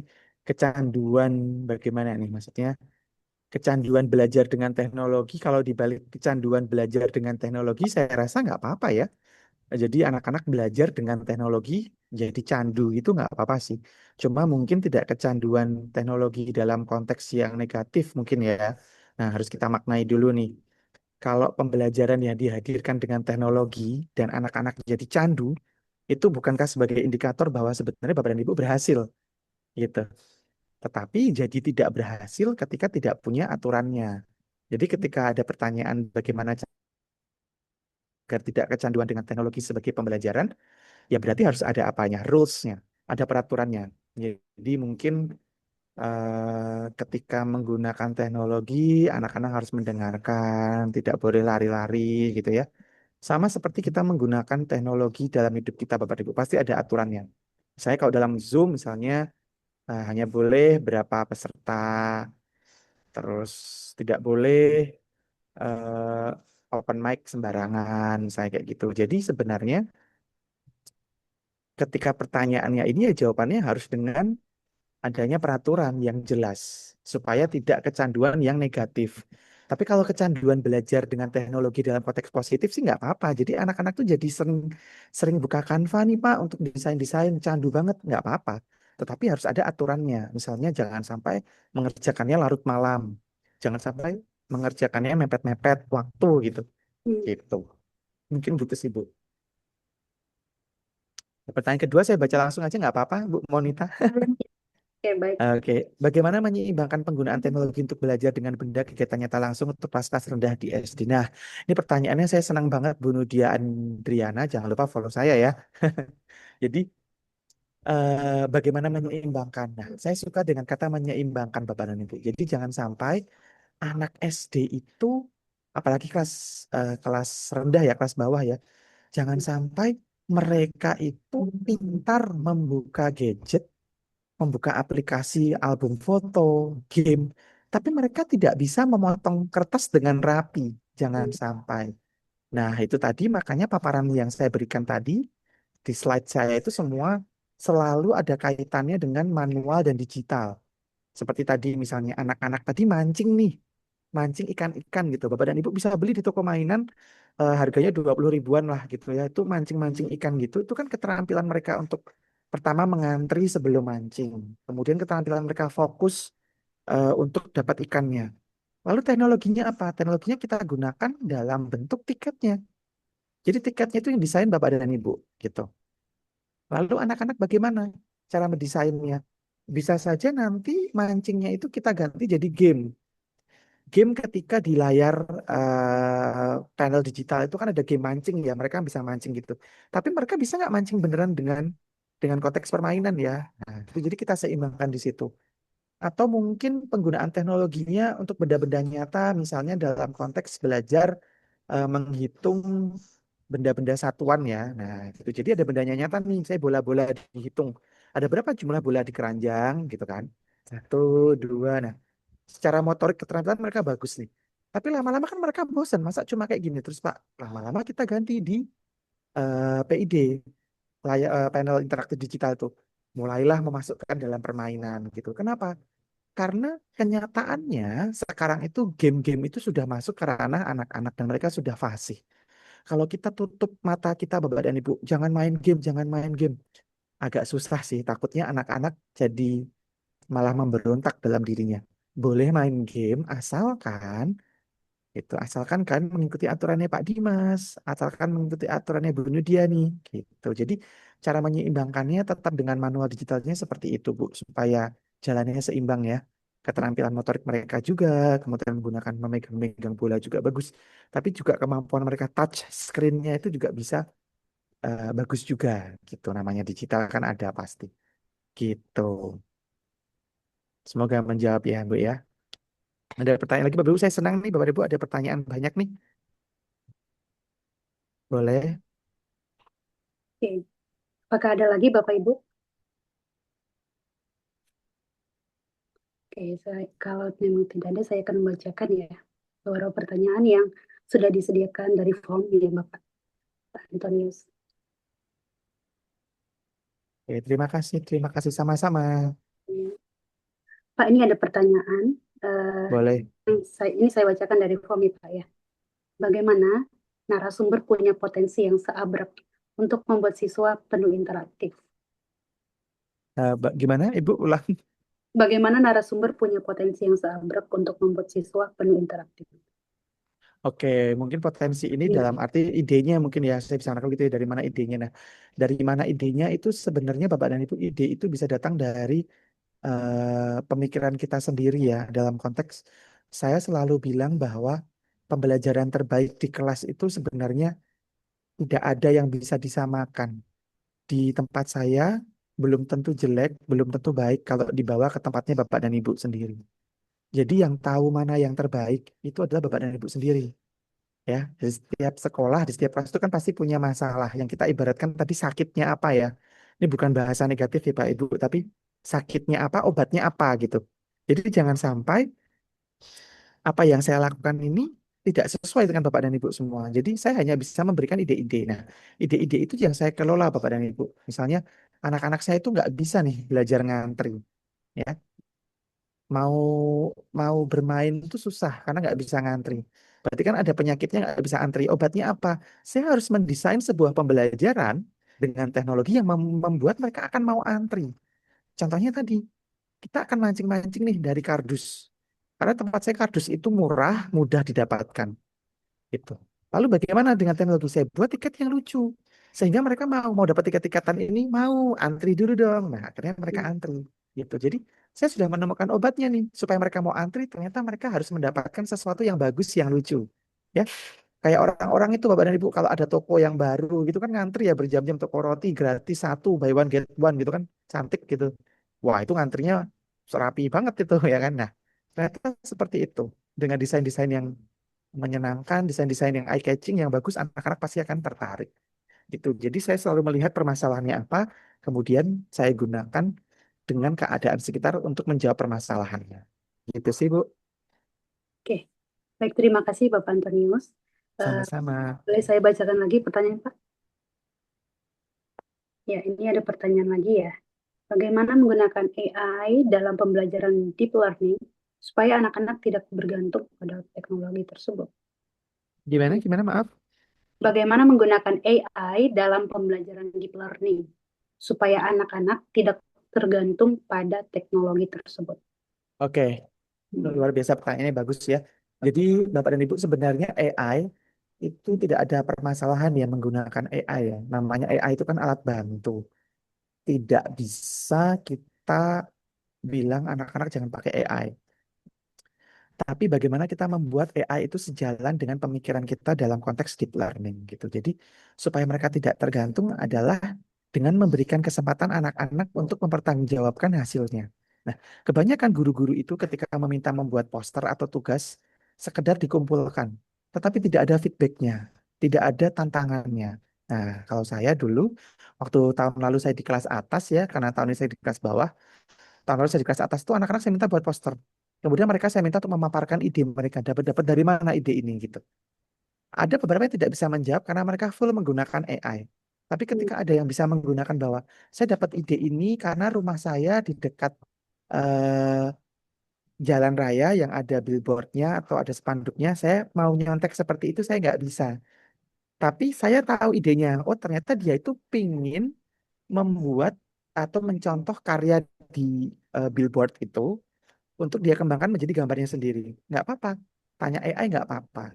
Lalu dia membuatnya desain sendiri. Jadi hal yang terbaik yang kita lakukan adalah kita memberikan kesempatan mereka untuk mengeksplain dulu alasan mereka menggunakan AI apa, sejauh mana AI-nya, tidak hanya serta-merta langsung dikumpulkan tugas itu. Gitu.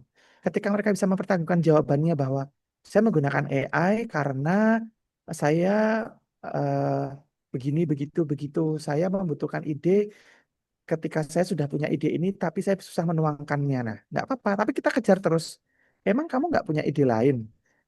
Punya. Nah, itu jangan coba di AI dulu. Coba idemu kamu tuangkan dulu begitu. Jadi apa ya namanya? Ketika mereka bisa mempertanggungjawabkannya sama memilah-milah mana yang tepat.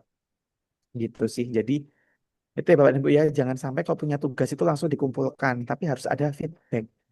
Jadi harus ada tanya jawabnya. Gitu. Gitu sih. Makin seru nih pertanyaannya. Saya sangat senang. Mungkin Bapak dan Ibu juga lain juga bisa menambahkan jawabannya ya. Mungkin di sini Ya, ada yang ya, betul. menurut saya seperti ini Pak Dimas. Boleh banget, boleh banget. Ya, mungkin Bapak Ibu boleh open mic juga, menanyakan secara langsung atau boleh merespon ya. Kira-kira ada tambahan, ada ide-ide lain gitu. Satu pertanyaan lagi boleh Pak? Bapak Antonius. Oke, ya saya akan bacakan ya di sini ada yang menarik. Bagaimana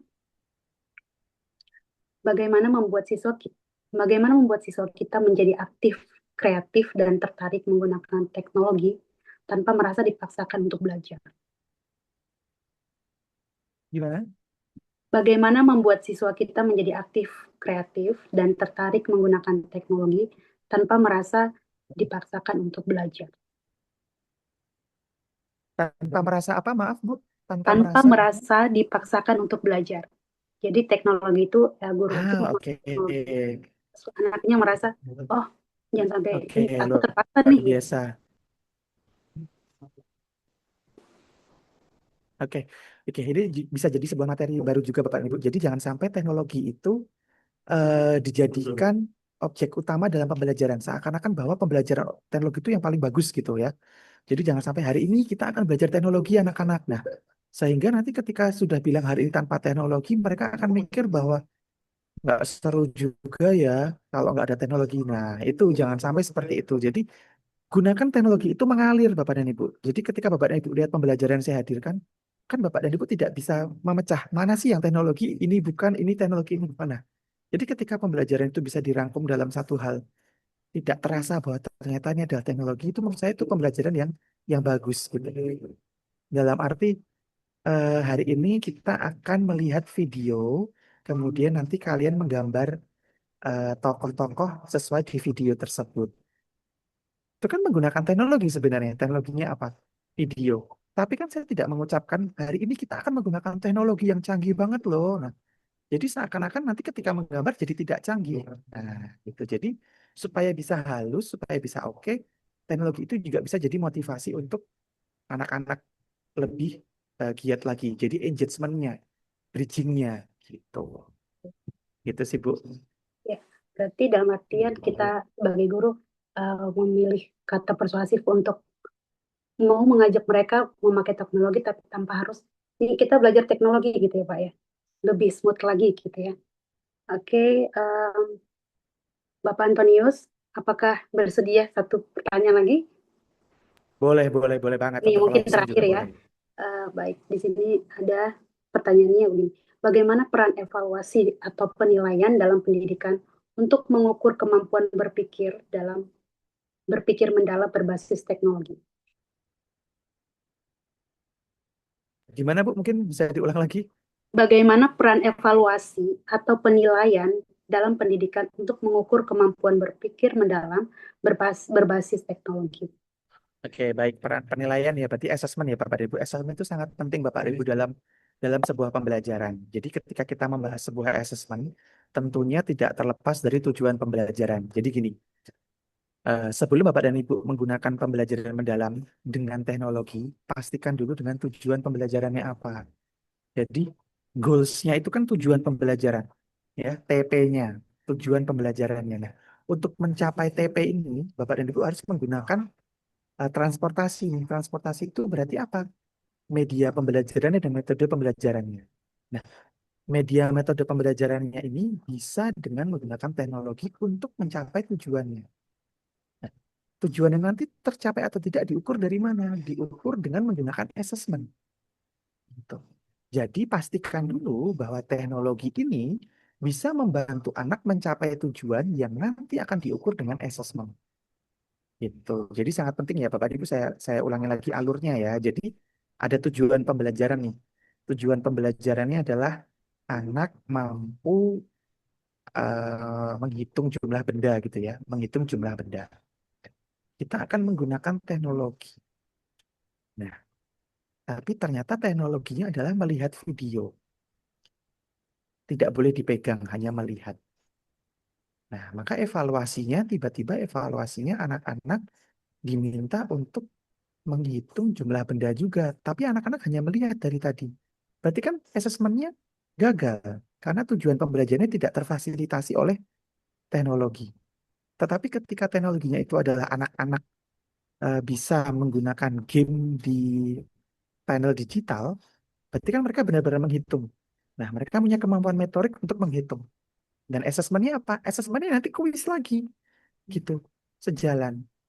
Jadi itu bagi saya alur yang benar. Jadi menentukan tujuan dulu, kemudian nanti asesmennya apa, baru medianya apa. Gitu. Jadi boleh dibalik ya Bapak dan Ibu ya. Jadi bukan berarti harus selalu tujuan, kemudian medianya, metodenya apa, baru asesmen. Saya lebih sering menggunakan tujuannya apa, nanti mau saya asesmen pakai apa. Baru saya cari teknologinya seperti apa. Kira-kira begitu, Bu Monita. Semoga Ya, terima kasih Bapak Antonius. Tadi mohon maaf tadi ada skip ya. Untuk Kak Nur Habibah tadi ada raise hand ya. Ada yang mau ditanyakan secara langsung silakan kepada Kak Nur Habibah.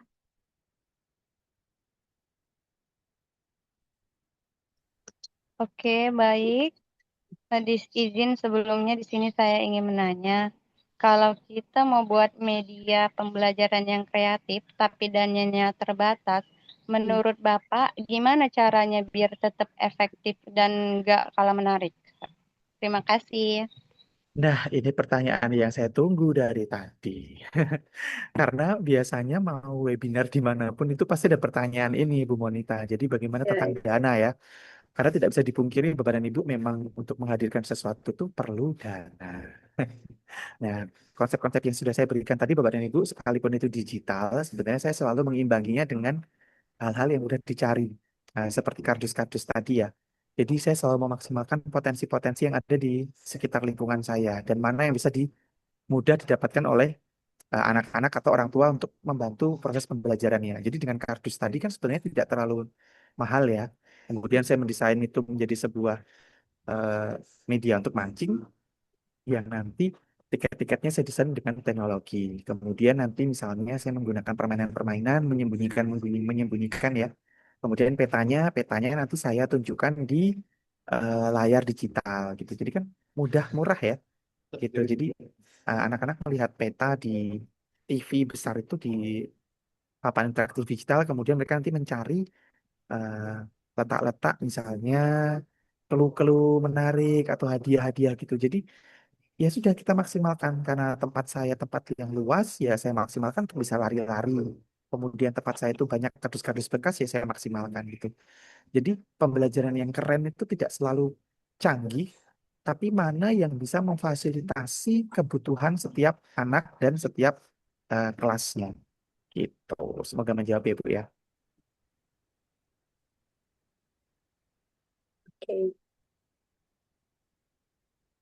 Ya, terima kasih Bapak Antonius. Gimana Ibu Nur Habibah, apakah eh, merasa puas dengan jawaban dari Bapak Antonius? Iya, baik. Saya puas dengan jawaban dari Bapak tersebut. Oke, ya terima kasih. Eh, oke, baik.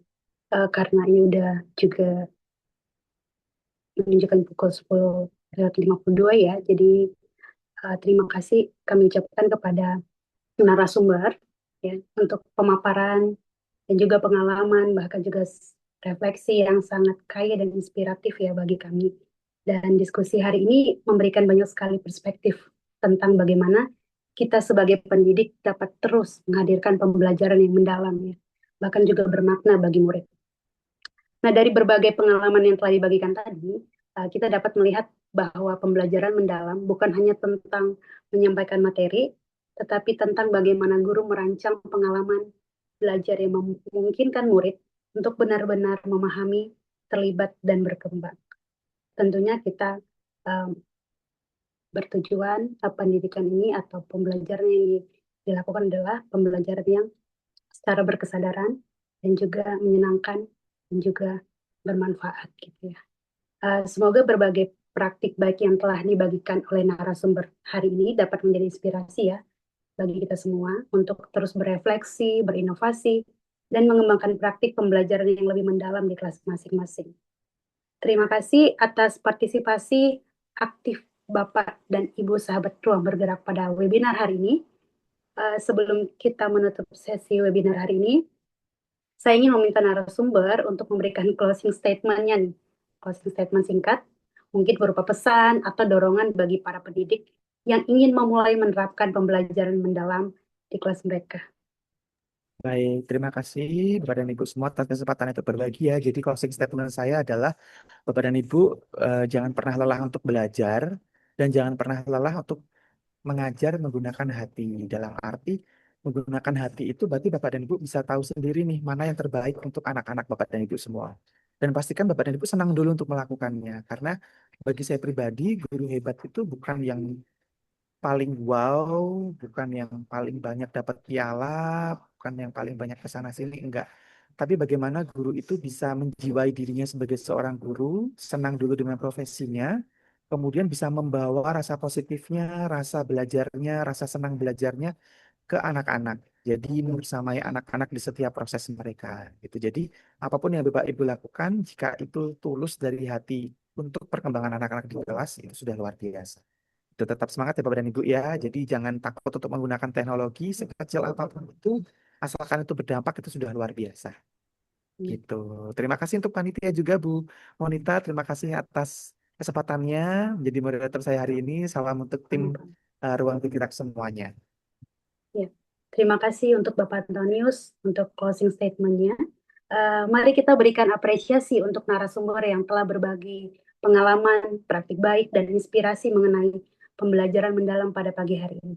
Bapak dan Ibu, Jangan lupa, Bapak Bu Monita, jangan lupa Bapak Ibu bisa follow saya. Nanti kalau mau bikin oke, stories, bisa tag saya juga sama Ruang Bergerak ya tentunya ya. ya. Ya, nanti boleh di follow ya Bapak Ibu, TikTok maupun juga Instagramnya. Baik Bapak Ibu, kita akan akhiri. Namun sebelum itu mari kita berikan reaksi tepuk tangan atau emoji ya sebagai apresiasi di kolom chat sebagai bentuk terima kasih kita kepada para narasumber. Boleh berikan reaksi, love atau tepuk tangan. Ya. Terima kasih banyak kepada Bapak Ibu untuk waktu, pemikiran, dan inspirasi yang telah dibagikan kepada kita semua. Kami juga ingin menyampaikan apresiasi yang sebesar-besarnya kepada seluruh Bapak dan Ibu peserta yang telah meluangkan waktu untuk hadir, belajar bersama, dan berpartisipasi aktif dalam diskusi webinar hari ini. Semoga ruang belajar ini dapat terus menjadi tempat bagi kita semua untuk saling berbagi, saling belajar, dan terus bergerak untuk pendidikan yang lebih baik. Demikian cara kali ini saya akan mengalihkan atau mengembalikan kepada MC kita. Iya, terima kasih Bu Monita ya sudah memandu untuk diskusi dan sesi webinar kita pagi hari ini, dan thank you juga kepada narasumber kita, ada tadi Satria, praktisi ya dari tim Ruang Bergerak yang berbagi tentang pengalamannya, dan juga terima kasih kepada Pak Antonius, Pak Dimas ya lebih lebih disapa lebih dekatnya dengan Pak Dimas yang sudah berbagi ya tadi satu poin yang saya sangat-sangat nancep gitu ya. Kalau kita mau menggunakan teknologi di dalam pembelajaran, kita harus mulai dari belakang dulu, tentukan dulu tujuannya apa ya. Jadi teknologi bukan mendrive, tetapi tujuan itu menjadi acuan kita dalam menentukan teknologi apa yang digunakan. Sehebat apa teknologi digunakan tergantung tujuan pembelajaran Bapak Ibu gitu ya. Nah, Bapak Ibu, kita akan mengabadikan momen webinar terakhir kita hari ini dengan cara foto sesi. Jadi Bapak Ibu saya undang untuk silahkan on kameranya, boleh ditata dulu rambutnya gitu ya, tampilkan senyum terbaik. Nanti saya akan bantu untuk screenshot ya sesi kita hari ini. Sebagai pengingat Bapak Ibu, ini adalah sesi terakhir. Jadi setelah sesi ini, minggu depan Bapak Ibu akan menerima sertifikat setelah mengikuti 4 series dari webinar Deep Learning sesuai dengan attendance. Nanti kami akan bagikan sertifikat kepada Bapak Ibu. Ditunggu ya Bapak Ibu, mungkin sampai 3 hari kerja atau 5 hari kerja paling lama. Jumat ya Bapak Ibu sudah mendapatkan sertifikatnya. Jadi nanti eh, kami akan membagi sertifikat sesuai dengan attendance Bapak Ibu. Oke, sudah siap? Sudah banyak yang buka kamera hari ini? Layar pertama Bapak Ibu sudah banyak yang on cam. Jadi tampilkan senyum terbaik. Saya akan countdown dari 3 ya. 3, 2, 1, smile. Oke, sekali lagi 3, 2, 1, Bapak Ibu smile. Karena saya tidak tahu Bapak Ibu ada di slide keberapa. Sekarang kita slide kedua. Em, yang sudah open cam tetap open cam, smile tetap smile. Saya hitung 1, 2, 3.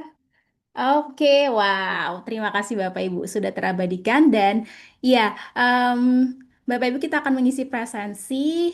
Jadi berikut adalah eh, barcode-nya atau link-nya juga boleh dibagikan tim di chat room. Silakan dibagikan. Silakan Bapak Ibu isi untuk Bapak Ibu nanti bisa kami tracking ya presensinya, dan juga ada evaluasi Bapak Ibu dari sesi ini. Jadi silakan diisi sembari mengisi Bapak Ibu. Sedikit berbagi, menginformasikan kembali tentang ruang bergerak. Jadi Bapak Ibu bisa get in touch with us gitu ya. Tetap em, bisa mengikuti seri webinar kami dengan memfollow Instagram kami ada di sini. Bapak Ibu boleh scan atau juga bisa melihat di YouTube kami. Biasanya setelah webinar kami akan post di YouTube. Jadi Bapak Ibu tetap bisa kembali melihat materi-materi atau sesi yang sudah dibawakan. Atau Bapak Ibu juga bisa connect dengan kita lewat email Bapak Ibu. Jadi supaya tidak ketinggalan silakan ikuti kami di sosial media kami. Oke, Bapak Ibu, demikian dari Ruang Bergerak. Terima kasih sudah hadir selama 4 minggu berturut-turut, Bapak Ibu ya, series webinar Ruang Bergerak dengan tema Deep Learning. Eh, Kedepannya kami akan informasikan lagi untuk apa sih topik-topik menarik yang bisa memperlengkapi Bapak Ibu dalam menjadi pendidik ya di era digital ini.